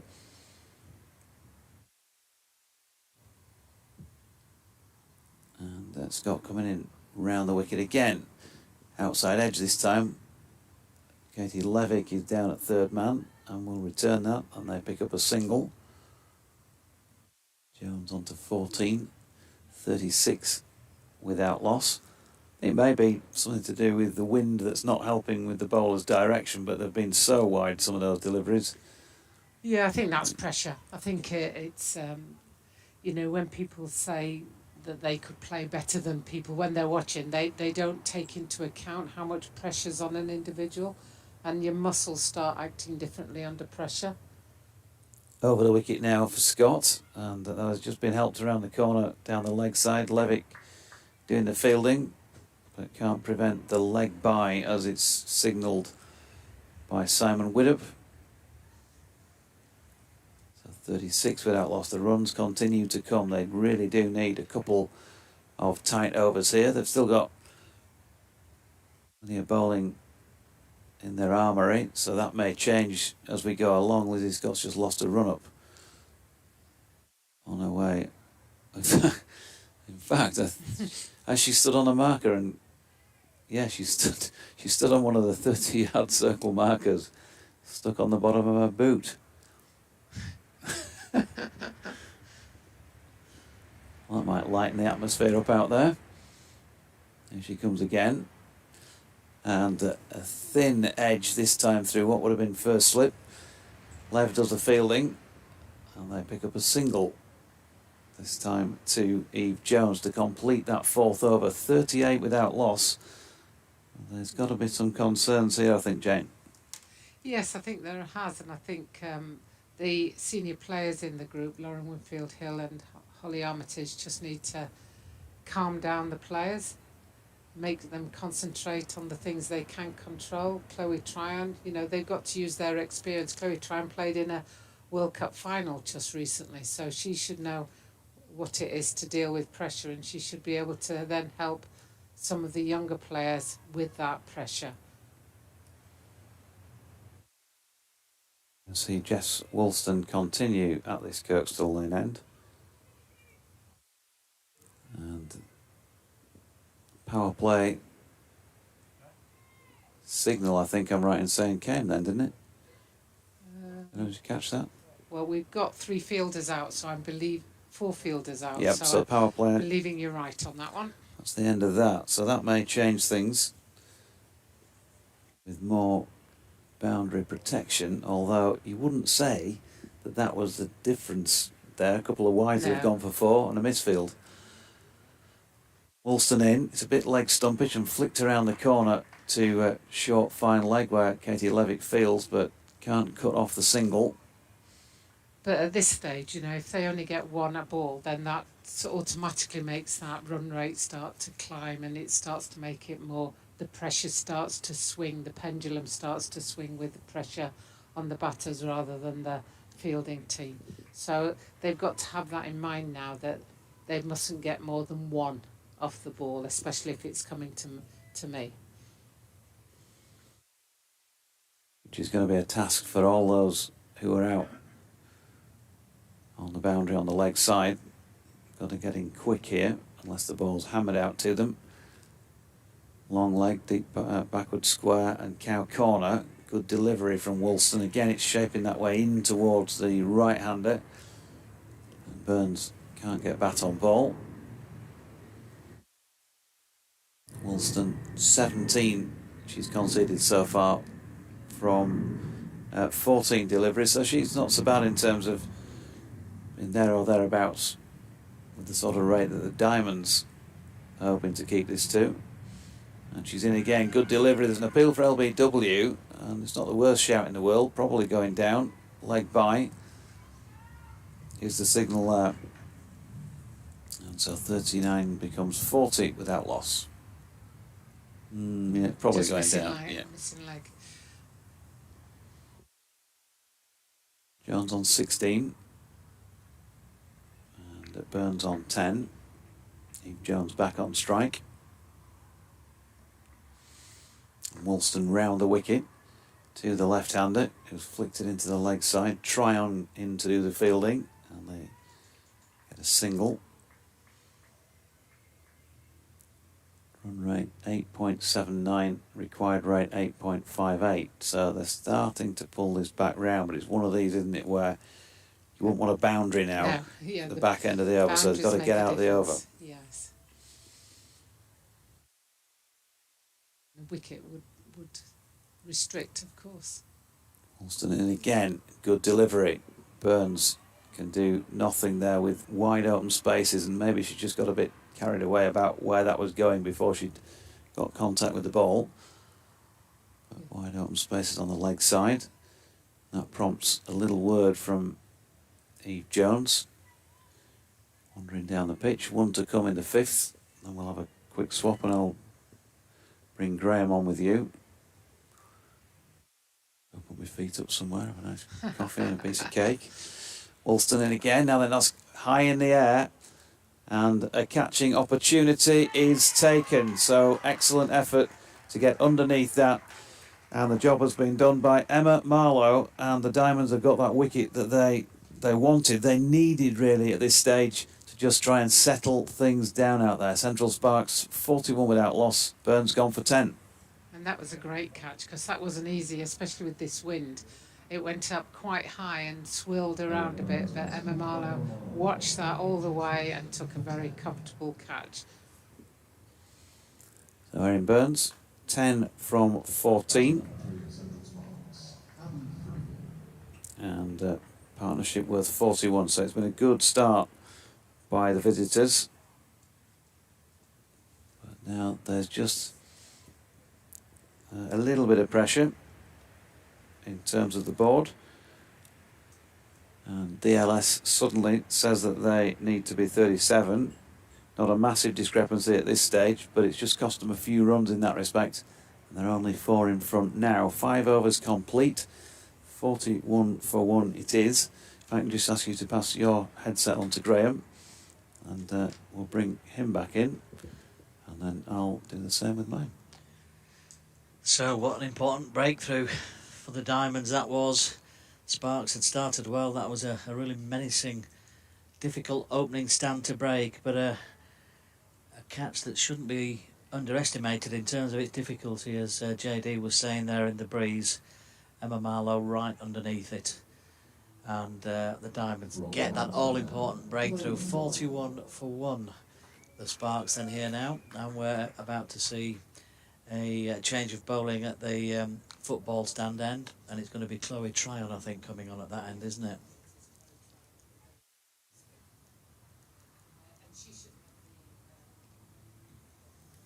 And she should have the experience and the know it, you know, the wherewithal to know what she's going to bowl here, because she's recently played in a World Cup final. So if she's already dealt with that pressure, then this pressure should be something she's used to. It's not that it's easy, it's just that the more you get used to it, the more you know what you should be trying to do. So the Diamonds just about to complete setting their field, and Tryon comes in now with that left arm. Decent use of the feet there by Jones, push that out to the offside, and they go through for a single. So hoping to not allow Tryon just to find her line and length there by using her feet on the first ball. One added to the score, 42 for 1. So the new batter now is Freeborn. So Abby Freeborn, who was the wicket keeper earlier in the day for the Sparks, who just takes her guard, has a look round, and Chloe Tryon now comes round the wicket with that left arm, a little nudge onto the offside, really quickly in, out there on the offside by I think it was Jess Woolston, wasn't it, coming in there, just backward of point. It was quickly in to prevent the single. Tryon quickly in again, attempt at reverse sweep. My goodness, that's gone straight through. How on earth did that not bowl her? It's gone through for 4 byes. It's been everything. It was an attempt at reverse sweep. Well, 1, how did she not make any contact with it? 2, how did the wicketkeeper miss it? And 3, how did it not bowl her? Not really sure, but it's gone through for 4 byes, which has bounced over the stumps, hasn't it? Yeah, it just bounced a bit too much. Well, unlucky for Chloe Tryon there. 46 for 1 though. In the 6th over. Here she comes again. That ball's in the edge of top edge here. Attempted sweep. Oh, and the catch goes down. Katie Levick, I think, has put that one down. Backward of square on the leg side. Attempted sweep. It just looped off the top edge into the air. Katie seemed to have made the ground to get under it. And then it just came down below the eye line and caught the end of the fingers, and the chances spilled. So an eventful over so far here. Slightly short outside the off stump to the left-hander this time. Played out onto the offside. Chance for a run out now. Oh, and she just dives back in, I think, and makes her ground. It was a terrific throw coming in from the boundary edge over there. And, well, they fancied the second run. The batter at this end was sent back. The throw was so good over the stumps. And I think Abby Freeborn just managed to get back there. And the umpire has said not out. Well, it's been quite an over so far, this one, hasn't it, all in all? Yeah, because Freeborn has had 2 chances there. Yeah. So they'll be hopeful that they don't give her a third, that's for sure. Here she comes again then. A bit more orthodox in terms of the method of scoring this time. Pushed out onto the leg side, into that what looks like a very large gap on the leg side through mid-wicket. Go through for a single, and that is the end of the 6th over. 6th over of 19, of course. 48 for 1 the score. Chasing 164 for victory.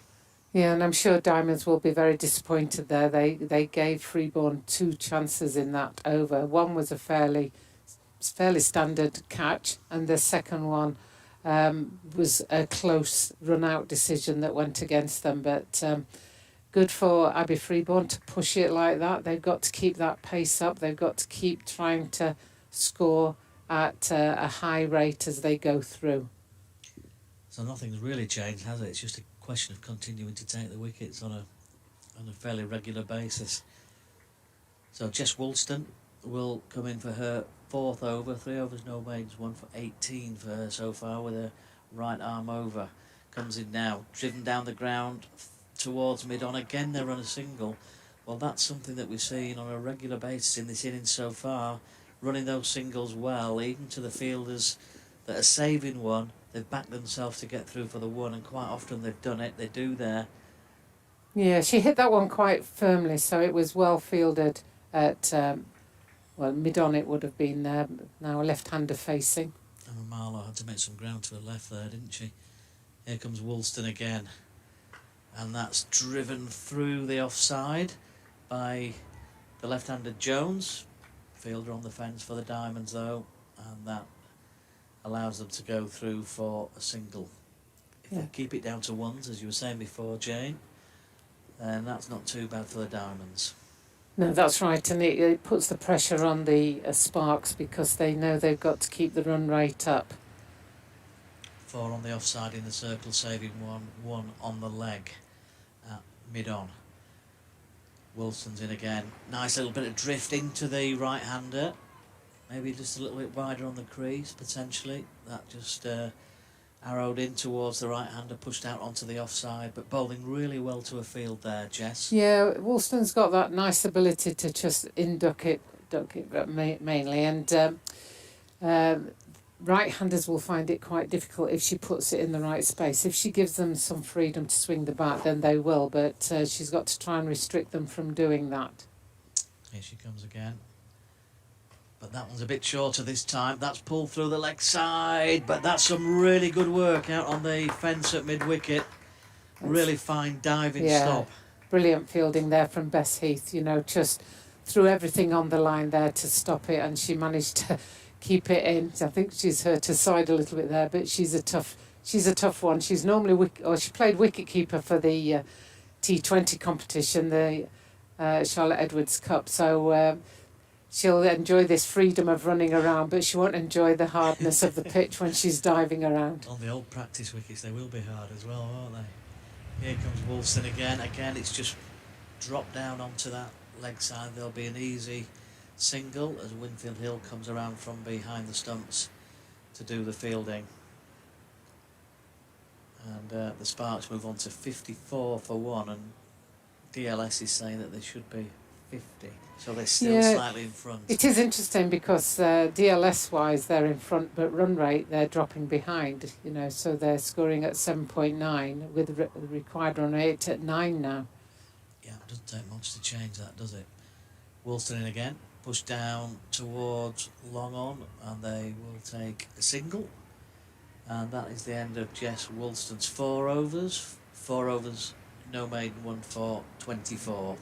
That breeze seems to be picking up again. I'm sure you can hear that on the effects mic. Yeah. So they've scored 55 off the 7 overs. There's only 12 overs left, and they still need 109. That keeps things in perspective from the fielding side's situation. Is 109 runs is. Yeah, you've got to keep going. You've got to get double what you've already got, and you haven't got double the number of overs. Yeah, to get that sort of total, somebody's got to make a fairly decent score, haven't they? Eve Jones, I should say, who's opened the batting for the Sparks. She's 21 not out. Abby Freeborn is the other batter at the other end, who is not out at the moment. Change of bowling for the Diamonds, and we're about to see Katie Levick with her leg spin coming on from the far end. So changing the pace of the bowling now. That puts further pressure on the batters in many ways, doesn't it? Having to because there's no pace on the ball now, so everything that is hit has to be generated from the batter. And I think Chloe Tryon had a good over, so they know they can still bring her back to bowl as well. So they would be expecting the senior players to really contain as well as take wickets. So they'll be looking to see if they can get a wicket here. Levick's in again, outside the off stump, played against the spin. Oh, and there's another fielding mistake.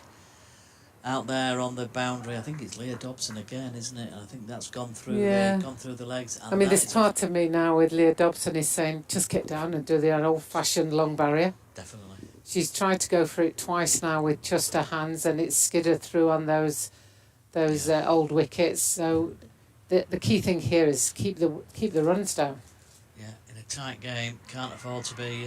And she's Katie bowled her. Levick's bowled her. Great bit of bowling. Bowled round her legs with the leg spin there, and Katie Levick makes the breakthrough. And I think when she came into the attack earlier on this week at York, she got a couple of early wickets when she came into the attack. So there she goes again. And again, it's that leg spin that creates the problems. And Abby Freeborn is bowled by Katie Levick for 10. And the Central Sparks are 60 for 2. And really important that the Diamonds continue to take those wickets. So another great breakthrough. Yeah, that was a great bowling from the experienced Levick there. She would have been just as disappointed as Leah Dobson was on the misfield, but instead of letting it affect her, she came back and bowled around her legs almost, and just took a really good wicket there, and that makes a massive difference when a side's chasing, because the more pressure that's on them, the more wickets they lose, then they start building the pressure on them as well, because they start thinking, well, we can keep going at this pace, but if we keep losing wickets, then we're never going to be able to complete it. So that's a really key, important wicket, especially after Freeborn had already given 2 previous chances. So it's really important now that Diamonds just keep it calm and just keep it sensible, and then they can just keep the pressure on. And every time you take a wicket, it affects DLS. So there's only 1 run in it now, according to DLS. It just makes that much of a difference. Absolutely. 60 for 2 now. DLS saying there should be 59, so only just in front. And that required rate is now over 9, and they're going at 8 at the minute. So that's starting to creep up. Credit to Katie Levick as well for giving the ball some air in a tight situation here. That one's just a little bit flatter outside off stump. Square cut towards just backward point there, and Lizzie Scott is there to make the fielding. Levick again, quickly back to her mark here. Comes in again. Again, it's a bit short. Not as much bounce there. Attempted square cut, goes underneath the bat, I think, through to the keeper. Lots of revs on the ball, and the Diamonds now in front from a DLS perspective. That one driven down the ground, up towards long on, and well, all in all, that's a really good over. Good couple of overs this for the Diamonds. They're just starting to claw things back now, and as you quite rightly say, in front for the first time from a DLS perspective. Although somebody was, I think we could have been in front slightly earlier in that. I think the Duckworth Lewis Stern par score is the equal score. So I think, because I think teams have come unstuck on that before, where that's the par score, so that means you should be at that, but to win you have to be ahead of it. I don't know. Duckworth Lewis Stern is beyond me. It's like, I think you need a degree in something, and I haven't got that degree. I think the word mystery was mentioned earlier on in the day. Yeah. The good thing is that was a really good over by Katie Levick, and Chloe Trine has just switched ends now. So hopefully these two can start to put the squeeze on a little bit now and really put the pressure on. Spin at both ends. New batsman on strike. Katie George uses her feet again though. And good bit of fielding, good pick-up and a good throw by Leah Dobson. Applause and encouragement from the... Yeah, and she got down to that one teammates to make sure, so she'll feel better for that. It's absolutely certain. Chloe Tryon then. Back to her mark. Left arm. Comes to the lane end. Bit short outside the off stump. Pushed away through the offside. Slight misfield. Will they go for a second? They will. And, well, they'll probably look back on this, the Diamonds, in these first sort of 7 or 8 overs and think that maybe they've not been quite at their best out there in the outfield. Another run given away there, 64 for 2. Tryon comes again. Great drive down the ground, but an equally brilliant stop at mid-off there, right on the edge of the circle. Still a little bit sloppy in the field, even with that, you know. Winfield Hill didn't collect it and then throwing it back to the bowler, it's going over the top. It's just like, come on girls, relax. I know there's a lot of young people out there and the experienced players should be leading by example, and sometimes it's them that are making the errors. So everybody just needs to take a deep breath, just calm down. Try it again, round the wicket to the right-hander. That is a great shot. That is a great shot by George. Came down the pitch and has driven that one just wide of extra cover, between extra cover and mid-off there. Struck it well, middle of the bat, 4 runs. Really well played, you have to say there by Katie George. She goes on to 6 now. But the pressure is now on the batting side. They have to keep that scoreboard moving. They can't afford too many dot balls here. As Tryon comes on again. Clipped away through the leg side, in the air, 1 bounce. And well fielded on the fence. And they go through for just a single. Yeah, pressure's an amazing thing in cricket, isn't it? You know, yeah. When things start to get frantic and fractured out in the field. It is, and it's difficult to explain it, and it's only when you've experienced it that you know. Because you ask these girls to do things and they'll be able to do them all day, every day. But you then put some pressure on, and all of a sudden, what is straightforward and simple in the nets on a Monday morning, it's almost like it's impossible on a game day on a Saturday. And that is the end of Chloe Tryon's over then. So 70 for 2 after 9 overs. They need, what do they need? 164 if this game goes the distance. So 10 overs remaining. Still a lot of work to do for the Central Sparks. It's going to be Katie Levick who will continue. Just an adjustment to the field being made here for the right arm over the wicket leg spinner. 3 on the off in the circle, 2 on the on, driven down the ground by Katie George up towards long off, and they go through for a single. I guess Katie Levitt won't mind the fact that she's being driven. No, I don't think she will, but knowing Lev, I think she'll be looking for a wicket. She'll be much more grateful to see those stumps rattle once more. She's already done that and brought them back into the game. Here she comes again, plenty of flight. Outside the off stump, it's just dragged onto the leg side for a single. She bowled the last over in the final at Lord's, didn't she, Katie? Yes. Last season. Yes, she did. So, quite a thing for the leg spinner to be bowling at the death, isn't it, with the pressure on? Yeah, and I think that's where her experience comes into it. And the team have got a lot of trust in her as well, and a lot of belief in her. Absolutely. But that looks like it could be in the gap, and it is. Well, it's really well struck, firmly struck down the ground, wide of long on, all along the floor. It's a fine stroke, actually, from George, who goes on to 12, 76 for 2. And Katie now just needs to reassess here. Katie Levick, as she comes in again, past the umpire.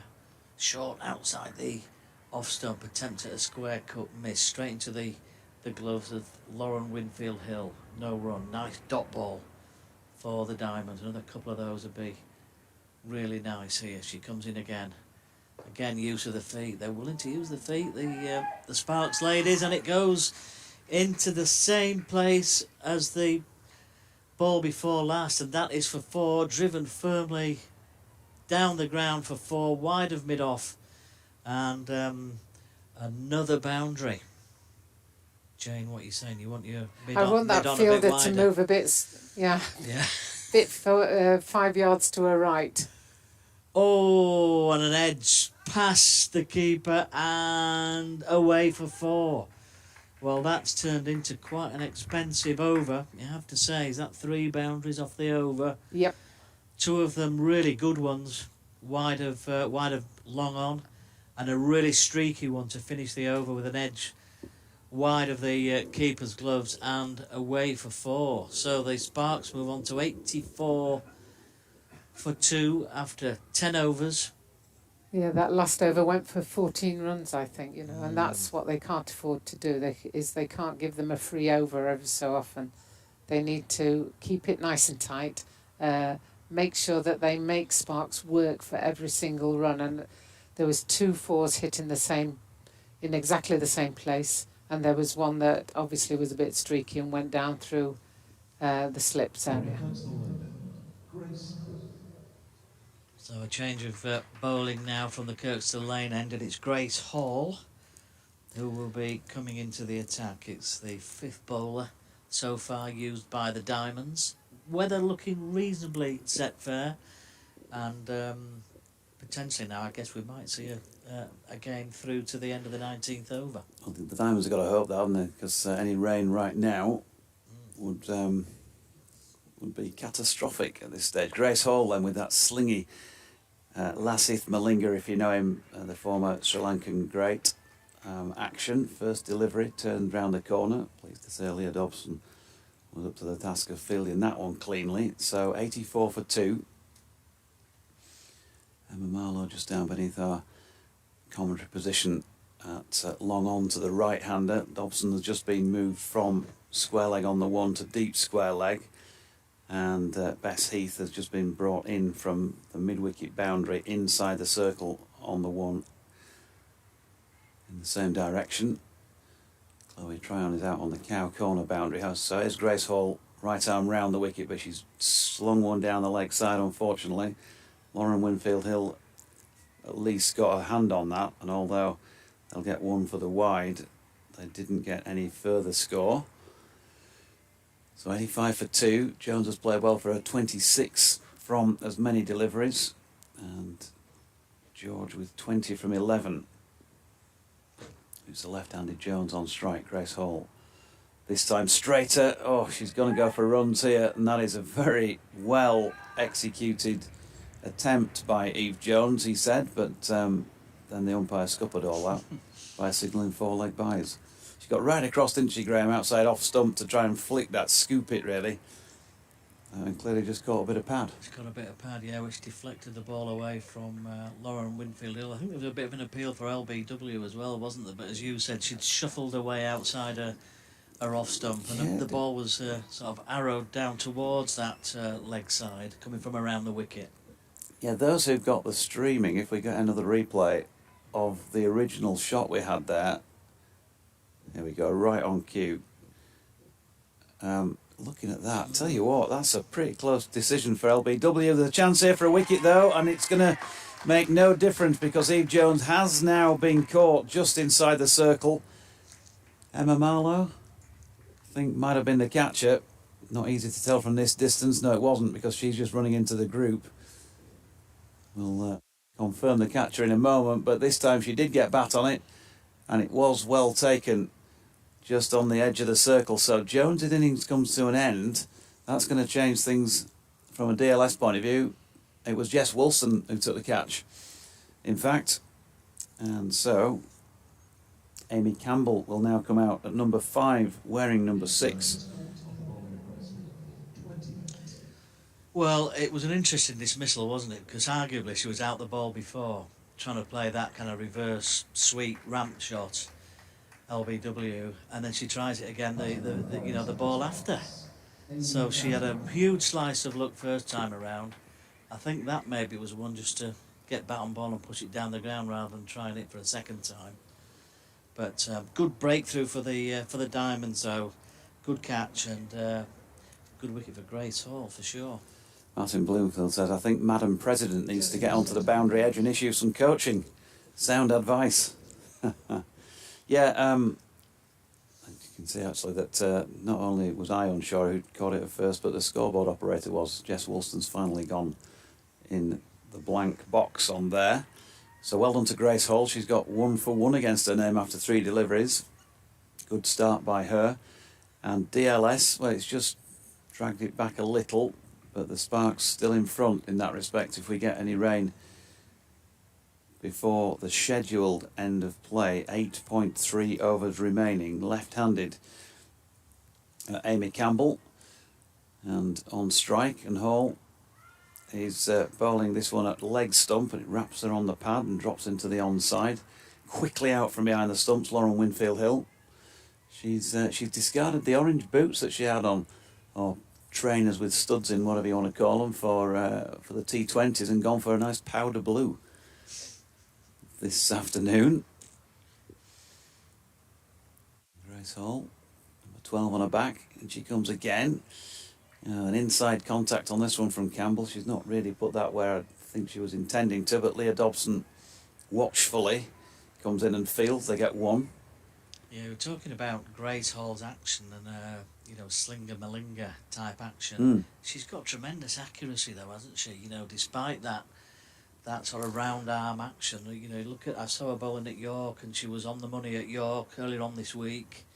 And the first few balls today, likewise, have been pretty much on the stumps most of the time. Yeah, she reminds me of how a javelin thrower approaches there. Just at the point she draws back, it's almost like Tessa Sanderson's going to launch that one somewhere out into the middle tier of the Howard stand. As it is, it's a single to George. And that's the end of the 11th over, 91 for 3. DLS says at this stage 87 is par, so they're in front of that. Grace Hall just having a look at her recent figures in the competition. Apart from a few runs at vital times, she didn't take any wickets in the last couple of matches, but had 4 for 33 down at Beckenham recently. Yeah, there's still an uncomfortable feel about the situation, isn't there? Sparks have still got wickets in the tent.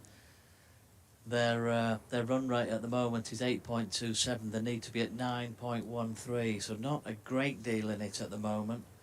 So you just feel that the Diamonds need to pick up another couple of wickets here to get themselves in front. Just needs a couple of really tight overs, doesn't it? Something that goes for less than one a ball, something like that just drags it back, and then the pressure might be on the batters so much so that they play a false shot, make a mistake, and then that will start to compound. We've seen it the other way around.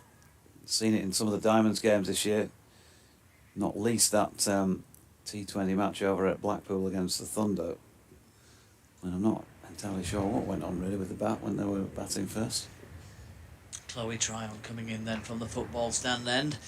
Ball driven in the air by George, fielded on the extra cover boundary. They go through for a single.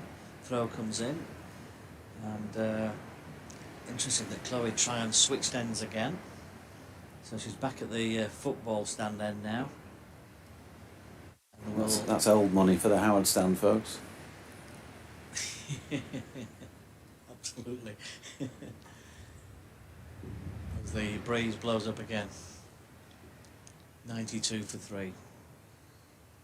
Amy Campbell on strike. Tryon comes in over the wicket to the left-hander. Pulled away through the leg side. That will be 4 more. Well, she's straight onto it. Campbell there, just straying in line down the leg side. Whipped it away, backward of square on that leg side, away for 4 more runs. Yeah, it's just two leg stumpish, and what I was trying to indicate when I was off air a couple of overs ago, I think when Lev was bowling, Jane was saying she wanted long on moving round a bit, and I was really saying that I would be wanting the line to be a little bit straighter. Really, she just dropped it a bit too leg sideish, and that was a sort of case in point with that Tryon delivery. It's been signalled as 4 by Simon Widdop after some debate there, by the looks of things. 96 for 3. 4 balls remaining in the over. Left arm over to left hand batter at the crease. Go through. I think they thought about going through for a single, but good bit of work in the field. Throw comes in, and it turns into a dot ball, which is music to everyone's ears from a Diamonds perspective. Tryon comes in again, a bit more cross battered, a bit more of a swipe this time, and they go through for 1 more up towards long on. I think the purists would rather have seen that go up towards long off, but nonetheless, they all count. And Tryon will go back to a mark again, changing the field, so long off goes back, so they've got 2 fielders straight on the edge. Now back, long on and long off, round the wicket, and well, there's a reverse sweep there, very fine, very, very fine, down the ground for 4, and well, you've got to hand it to the Sparks. They're certainly looking to try and find each and every way to get the ball away to the boundary. They've managed it there and pick up 4 more runs, 101 for 3, so the 100 is up. Tryon's a bit shorter, a bit quicker outside the off stump, and that's gone through for a wide, so a bit of overcompensation there maybe. Pressure on the bowlers rather than the batters here. And they're getting behind here significantly. The Diamonds, they need wickets, you'd have said.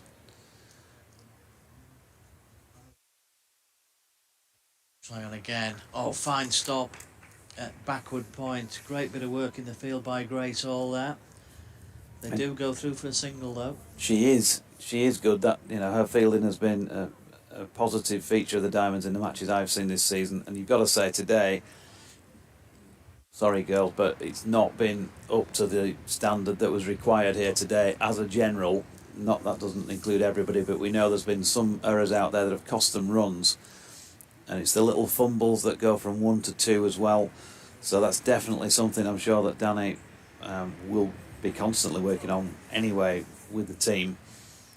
But that, you know, at this moment in time, you could pretty much say that's the difference between the Duckworth-Lewis 95 on the board and the 103 for 3 that the Central Sparks are. Because bowling-wise, yeah, there's been an odd wayward delivery, but that's what you get in these sort of games. That's cricket. And I think I'd be more disappointed with the fielding than I have been with the bowling so far. But there's still 7 overs to rescue this for the Diamonds. But the Sparks at the moment holding the aces. George on 27, Campbell on 6. Partnership for this 4th wicket so far worth 14. And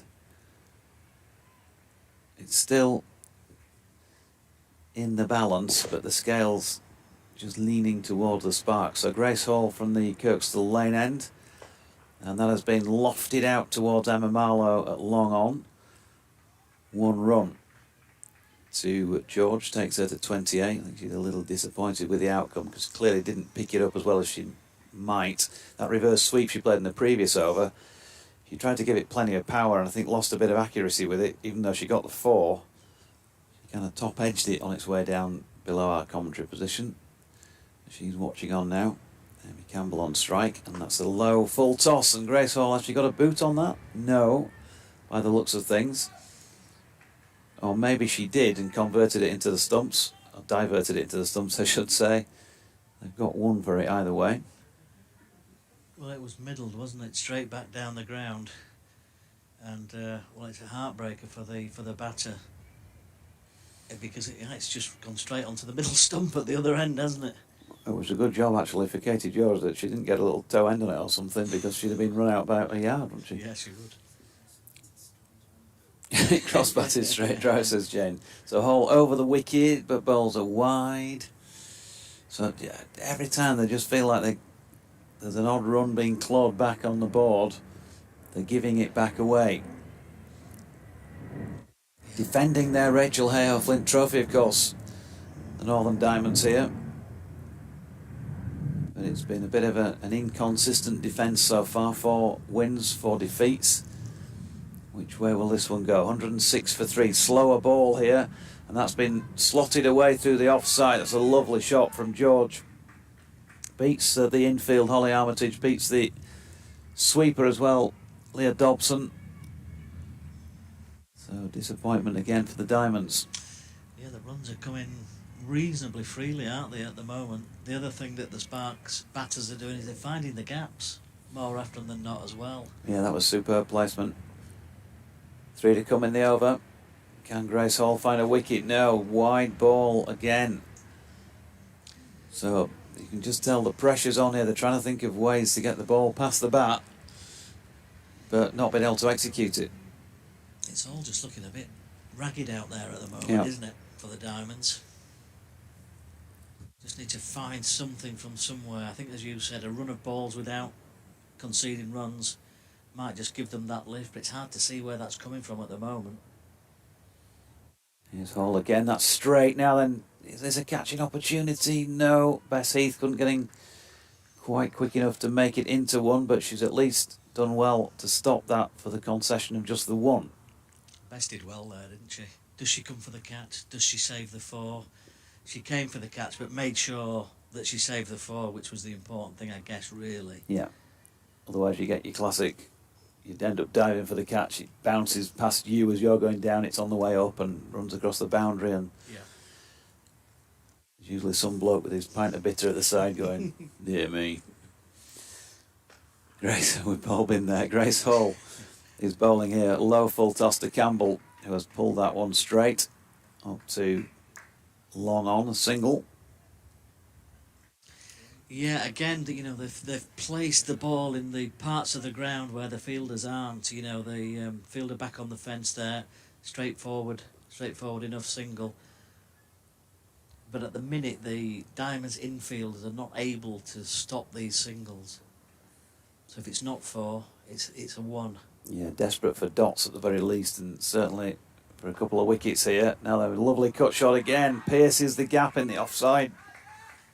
George places that superbly for 4 more, and the Sparks really starting to take control of this one now. 6 overs remain for the Diamonds to try and get out of this with a win, but the Central Sparks needing 47 off those 6 overs, and at the moment look like they're going to get there comfortably unless the Northern Diamonds can really start to hit their straps.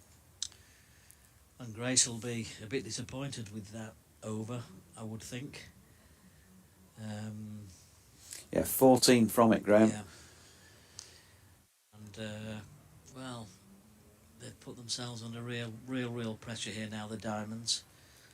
Umpire's having a word in the middle, not sure what that's all about. Looks like Holly Armitage is going to come on and bowl her leggies. We haven't seen her much, have we? I'm not sure whether that's her own choice because she's not been feeling confident enough to bowl herself, or if there's been an injury of some sort, niggle maybe. She's been batting well enough and not looking like she's injured, so possibly just preferred to bowl other people, or maybe not had the confidence to bowl herself. But she's going to try something here, so credit to her for that. Katie Levitt went for 3-4s, was it, in the last over? Yeah. On that end? Unlike Lev, and you'd kind of keep her going for another over probably normally because she's so capable of taking wickets. She's taking so many. I mean, the leading wicket taker in women's cricket. It says everything, really. Holly Armitage then. Beside the off stump, and again they find the gap on the offside.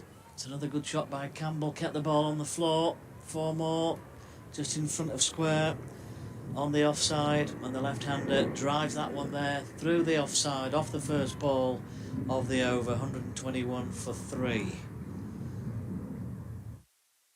Nicely placed again through the gap. Holly Armitage round the wicket.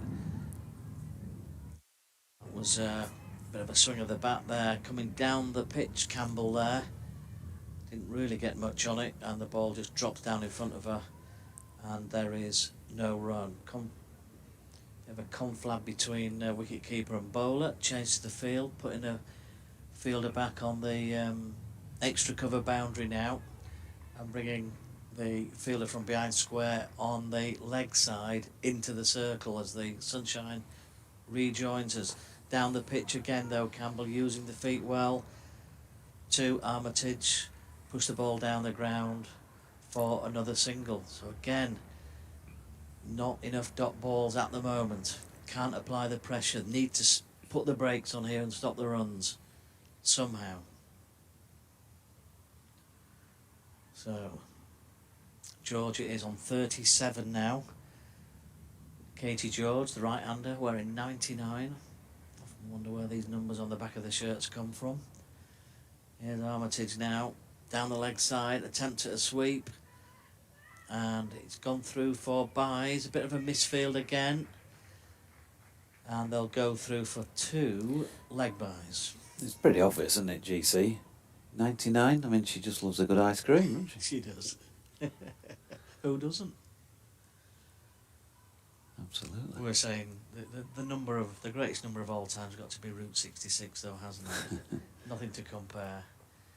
Down the pitch here, oh, and there's a mis-stumping. And that looked like a chance, and it's gone through for 4 byes. I think it's missed everything. Coming down the pitch, using her feet, trying to clip it away through the leg side. And sadly, Lauren Winfield-Hill couldn't take that in behind the stumps, and it goes through for 4 byes. Missed chance, I think, to be fair. Big miss, wasn't it? Yeah. So, Holly Armitage again. Last ball of the over. Runs continue to come.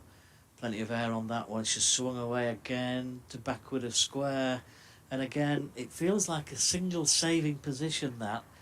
And they haven't saved the run, which has been a story of the innings for me so far. Another single taken, end of the over, 14 gone, 1-2-9 for 3. Yeah, and unless they get wickets here, this is all over, isn't it now? 18 the difference between what they've got and the DLS par. So a long way in front on the board with just those 30 deliveries remaining. 35 needed. They've needed 8 points something and over. And they've got that right down. 7 and over the board says they need. And 7 and over it is. As we're going to see, I think this is well worth trying. Katie Levick back on. She's only bowled the 2 overs, 1 for 20 so far. Unlev-like. So, well, the Diamonds will be hoping that she can find the groove from this Kirkstall Lane end. She bowled her previous 2 from the Howard Stand end.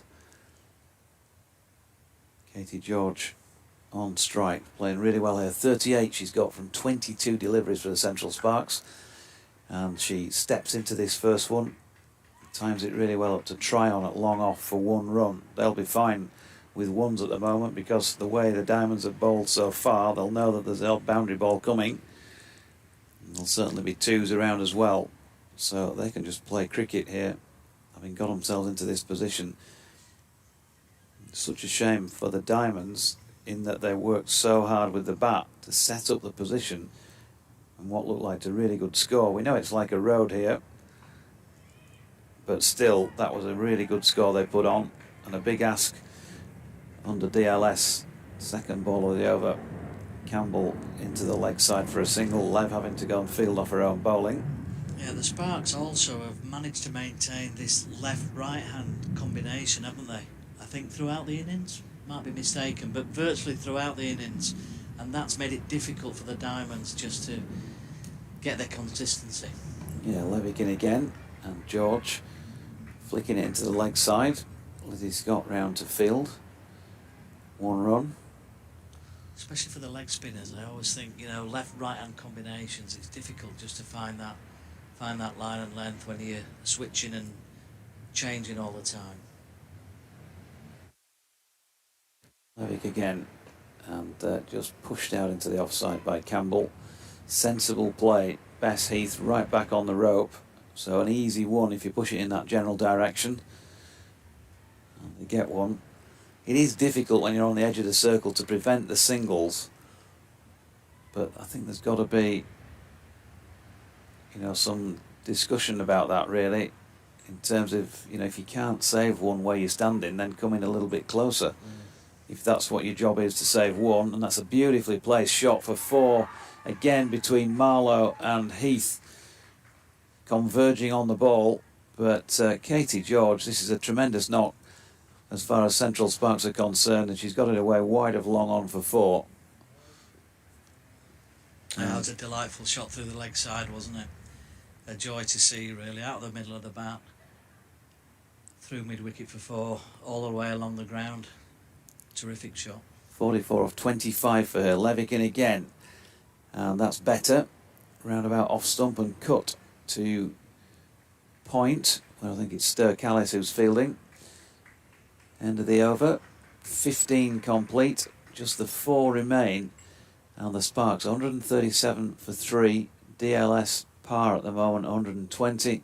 They need 27 of 24 deliveries. Yeah, it feels as though if you look back from the very first over, you know, looking back, the Sparks took their singles and they ran their singles really quickly to the girls in the circle, saving one, and they've never really been able to apply that pressure on the batters, have they? Because it's either been a poor ball, it's been a wide ball, there's been a misfield, and then with them running those singles as well, there just hasn't been a period where there's been any pressure on the batting team at all.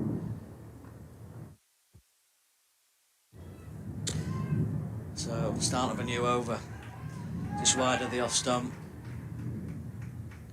Square cut through the offside, and they go through for a comfortable 2. As that scoreboard continues to tick over, 139 for 3. Campbell on 17, George on 44, the 2 not out batters. Armitage comes in again, and haven't they used their feet well as well, I have to say. They've not been stuck on the crease. Coming down the pitch there and picking up another single down to long off. Again, it's all disrupting the rhythm of the Diamonds bowlers, this. Yep, field's got to change every ball. Yep. Some people not looking entirely certain where they need to be. Katie Levitt's just been moved to short third. Ollie Armitage comes in again, needless to say. Wickets needed, dot balls needed. They get a dot ball there, which is good. Well pitched up delivery, right in the block hole there. Back to the bowl, and Holly does the fielding off her own bowling. A few more like that needed. Can they just get a little bit of pressure on here? A little bit short, and George is onto the back foot. Just pulls that one away through the leg side. Throws a little bit heavy over the top of the keeper. Good backing up though, and they go through for just one more. Run rate required now is down to 6.90. Very much in the favour of the batting team. Full toss. Well, it was made into a full toss by Campbell, who came down the pitch, took it on the full up towards long on.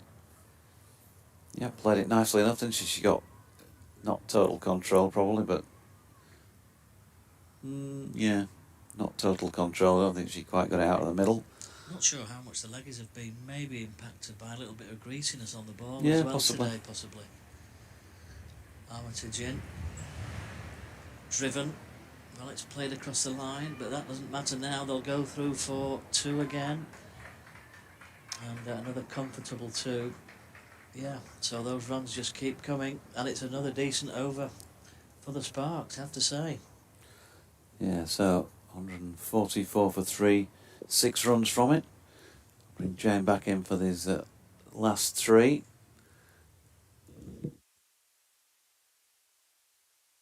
We'd like to give you a challenge, so come on, get the Diamonds home in front from here. It's all down to you this now. It's disappointing, isn't it? Disappointing the way that they've fielded and bowled. I think this game was there for them to win, and they've managed to lose it, really. Or at this stage, it would appear that they're snatching defeat from the jaws of victory. And I think they'll be disappointed themselves. You know, we've had misfields, we've had wides, we've had extras. We've had 1 or 2 good bits in between, but they've been too sparse. You know, they needed to take more wickets, and the only way they can win this now is by taking 2 or 3 wickets. Yeah, it's the fielding for me that's really been. Well, there's 32 extras difference on that board. Yeah. 32 extras is just too many by any stretch of the imagination. So Chloe Tryon, left arm over from the Kirkstall lane end. And that is flat batted really by Campbell up to long on. Grace Hall doing the fielding. 1 run. So it's going to need one of those almost miracle performances from somebody to pick up 2 or 3 wickets in an over to sort of completely change the feel of the scoreboard and apply any pressure on the Sparks, who are absolutely cruising here at the moment. Tryon switching to round the wicket to the right-handed George, who steps back and cuts. And again, she's placed that tremendously well. That's a fantastic shot and a superb innings by Katie George here. 51 from 30 deliveries, including 9 4. She's only been out there for 39 minutes, but what an effect she's had on the outcome of this game. Yes, she's batted very well, and she's taken, anything that's been loose, she's managed to hit through the gaps, and she's played some really good shots in that 51, and all credit to her for taking this game to the diamonds and taking it past them. Tryon then, has she got a riposte with that delivery, which is just played with a lovely straight blade up to Grace Hall at long off for 1. It's almost like we should probably, Holly needs to think about bringing the field right in now and stopping them getting ones, because they're not going to stop them scoring the required run rate, but just put some pressure on, make them have to hit over the top, make them have to hit the spaces, because they only need 14 runs from 15 balls. So at the moment they're doing it at a stroll because there's no real pressure on them. I like the graphic there when they put the picture of Katie George up, the George part of it in big bold red letters. It looks like sort of Bobby George was going out to play darts or something like that. Yeah. Nicely played this by Amy Campbell, who has driven it up to long off, and George has come back for the 2. Emma Marlowe's throw was just a little bit wayward, not too bad, but it's allowed him to get back for 2. 152 for 3, 14 deliveries left and just the 12 needed. Can the Diamonds find a heroine? Tryon over the wicket, pushed up to Holly Armitage, and another easy single. And I think you've got to say here, Holly, ask the girls who are on the edge of the circle to just come up 5, just to put some pressure on to make sure the batters hit the gaps. Yep, okay, you'd probably want a couple of them defending. You'd maybe think about a plan of bowling straight and keeping your long on and long off out to protect your boundaries. But just tighten up and really make them work for these runs. But again, there, really good placement this time from Katie George out into the deep on the offside. And another 2. 9 needed off the last 2 overs. George on 54, Campbell on 23. 66 runs this partnership's been worth, and it's been absolutely brilliant as far as the Sparks are concerned. Yeah, they've batted well, the Sparks, and they've really just kept the pressure on all the way through. And I think we said earlier that 19 overs, you can just approach it like a T20, and that's exactly what they've done, and they've not worried about it. I think had it stretched out any longer, then they would have approached it slightly differently, but they didn't need to, and they've just kept the pressure on. They've kept their foot on the gas all the way through, and Diamonds haven't met them at all. They've just crumbled in under the pressure a little bit with all the extras they've given, with the misfields, and they'll be extremely disappointed with this performance, having battered so well. Yeah. So it's going to be Holly Armitage with a leg spin to the left-handed Campbell, who has sized that away backward of point. Katie Levitt giving chase, gets down and feels it of a fashion, and it's been thrown back in by Stur Callis, who'd gone out there with her. So 2 more, just 7 needed from 11. And Holly,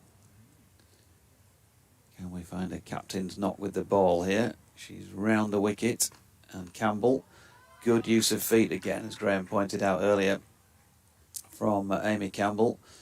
Pushed up to Tryon in the distance for another single. Chloe Tryon as well. And he talked about her playing in a World Cup final, but 4 overs for 36 is not what you'd want, is it? No, not at all.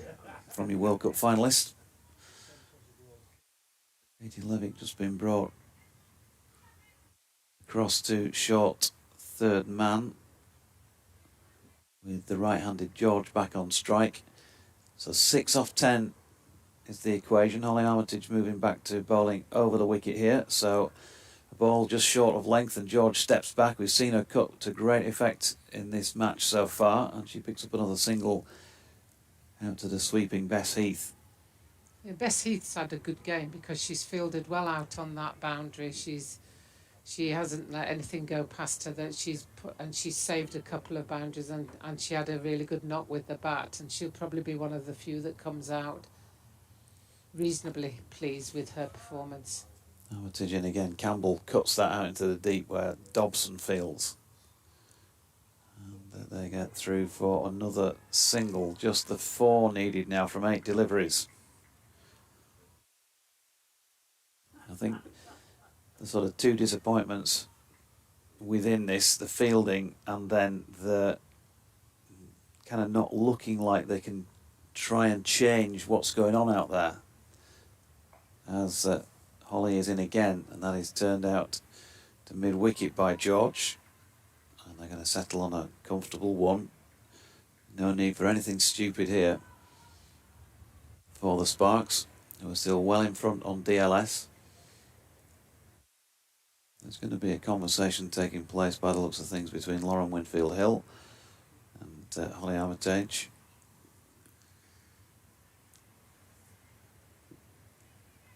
And they've missed the cut-off time as well, so that would mean that they'd have to bring a fielder in, I would think.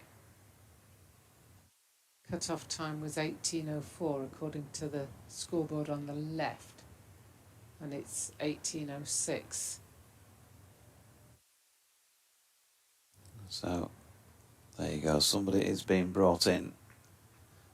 Emma Marlowe from out there in the deep at long on as she was to the left-hander up inside the circle. So they're just the 3 outside the circle, long off on the extra cover boundary and on the mid-wicket boundary. Armitage to Campbell, who's pushing into the offside, where it is fielded by Lizzie Scott. Dot ball, a rare dot ball to complete the over. So 3 needed off 6.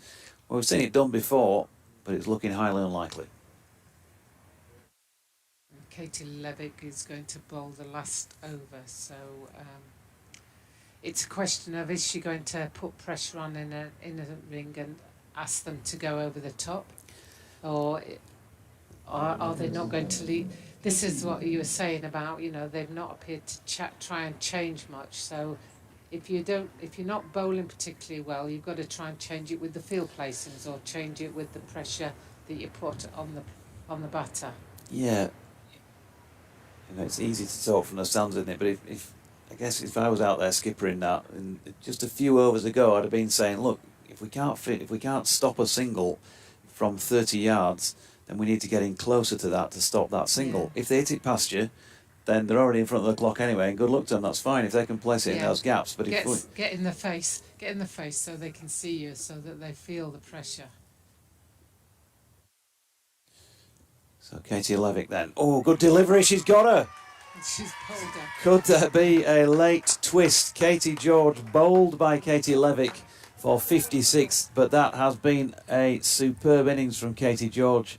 34 deliveries.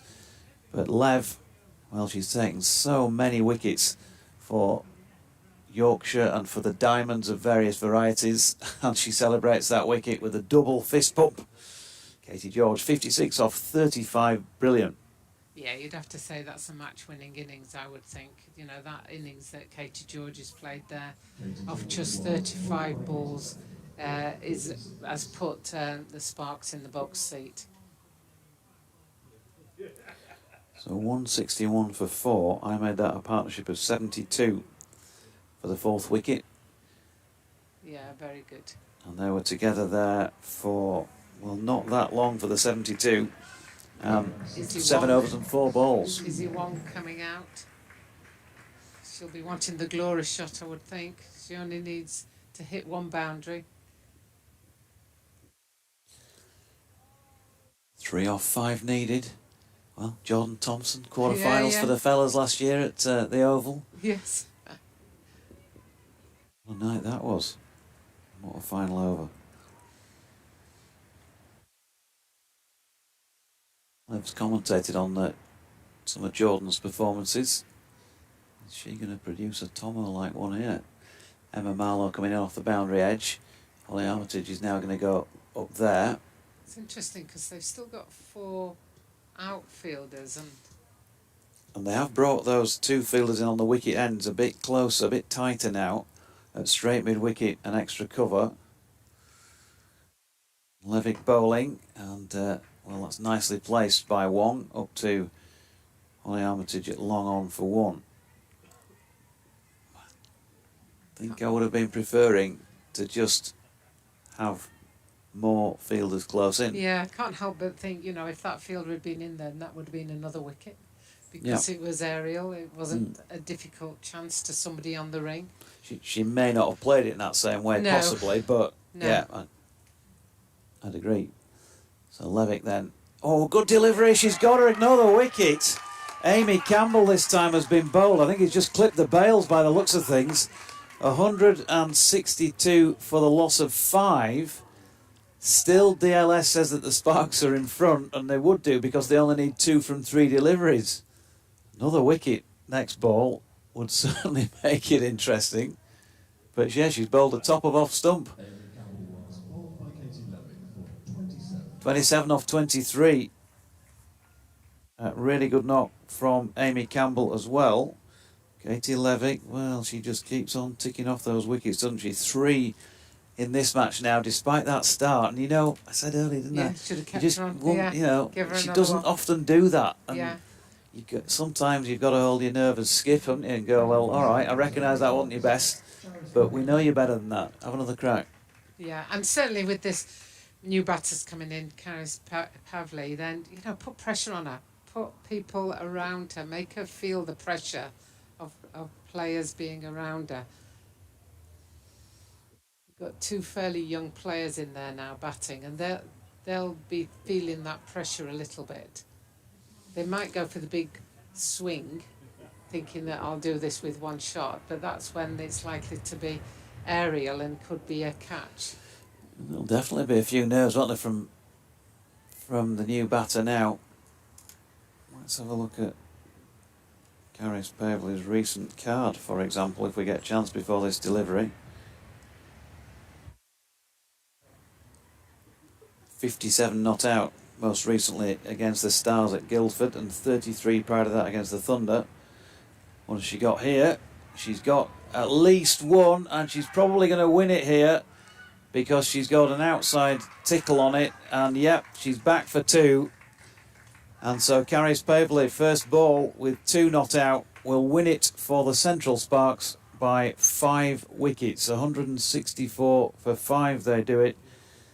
And gotta say, an opportunity missed by the Diamonds, but congratulations to the visitors. Yeah, well played, Central Sparks. They came out to take the game to the Diamonds, and they did it very well. They came out and went from ball 1 just to make sure that they kept up with the rate and beyond the rate, and they certainly did that much better than the Diamonds tried to curtail them. The Diamonds gave far too many extras away and didn't really have the performance that we're so used to seeing from them. The tight, the fight wasn't there, and sadly they missed out on this one. So they're going to have to work hard in the remaining fixtures to make sure that they will still be in with a shout of the final space by the end of the season.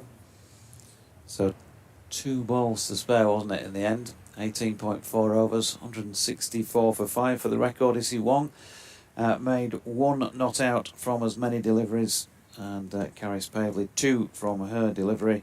The bowling figures: Jess Woolston 4 overs, no maidens, 1 for 24. Lizzie Scott 2 overs, no maidens, none for 21.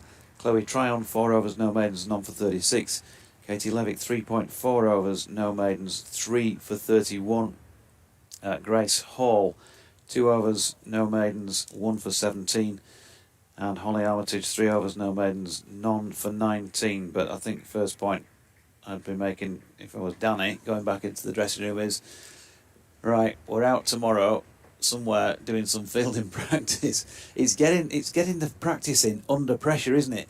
We can all do fielding practice on a Thursday night at your local club like we Yeah. do, taking the catches and somebody's whacking the ball along the deck and you field them. But really, apart from your teammates standing and watching you and having a laugh if you fumble one, there's no pressure on you. It's when that batter is wanting to get some runs and immediately the focus is on you. How quick can you move? Which hand are you going to go for that ball with? How cleanly can you take it? Are you really ready when that... And it's the anticipation and all of that. It's hard to teach that. Sometimes you've got to, walk people through it and say, the bowler's coming in, this is where you want to be positioned on. It's simple technique sometimes, balls of your feet ready to go and all that, isn't it? Yeah, and if you can't save one, in that position, you take it upon yourself, you know where you can save one and where you can't, to a regulation push. If you can't get into a position where you can. That's what I used to say to my players, and I think that sort of thing, simple isn't it? game understanding. They needed to score well over one a ball, and we were attacking balls and not attacking balls at various stages that we just didn't need to. And some of the throwing in was loose and it was wayward, and we gave them overthrows, we gave them misfields. There was a number of things there that are basics in the game of cricket, and I think that's where we let ourselves down, really. And that's where basic understanding of how to play the game has to be worked on. It's not just a case of going in there and having a good old swing with the bat and putting the ball here. It's about understanding the game situation and the scenario and, putting pressure on. How do you put pressure on? Well, sometimes you put pressure on by stopping them scoring boundaries. Sometimes you get pressure on them by taking wickets. Sometimes you get pressure on by having dot balls, and it's a number of things that go to understanding the game of cricket. And I think we just showed a bit of naivety at times, and I think we've got lots of young players there. You win or you learn. Let's hope we learn something from what's just gone on, because if we do, then this could be a game-changing situation, because if we come out and win the remaining games, then that trophy is still ours. We hold it at the moment, and we're there to retain it. Yeah, that is the key, just learning from today and picking up on it. And in those situations, you're not going to get it right every time. We all know that.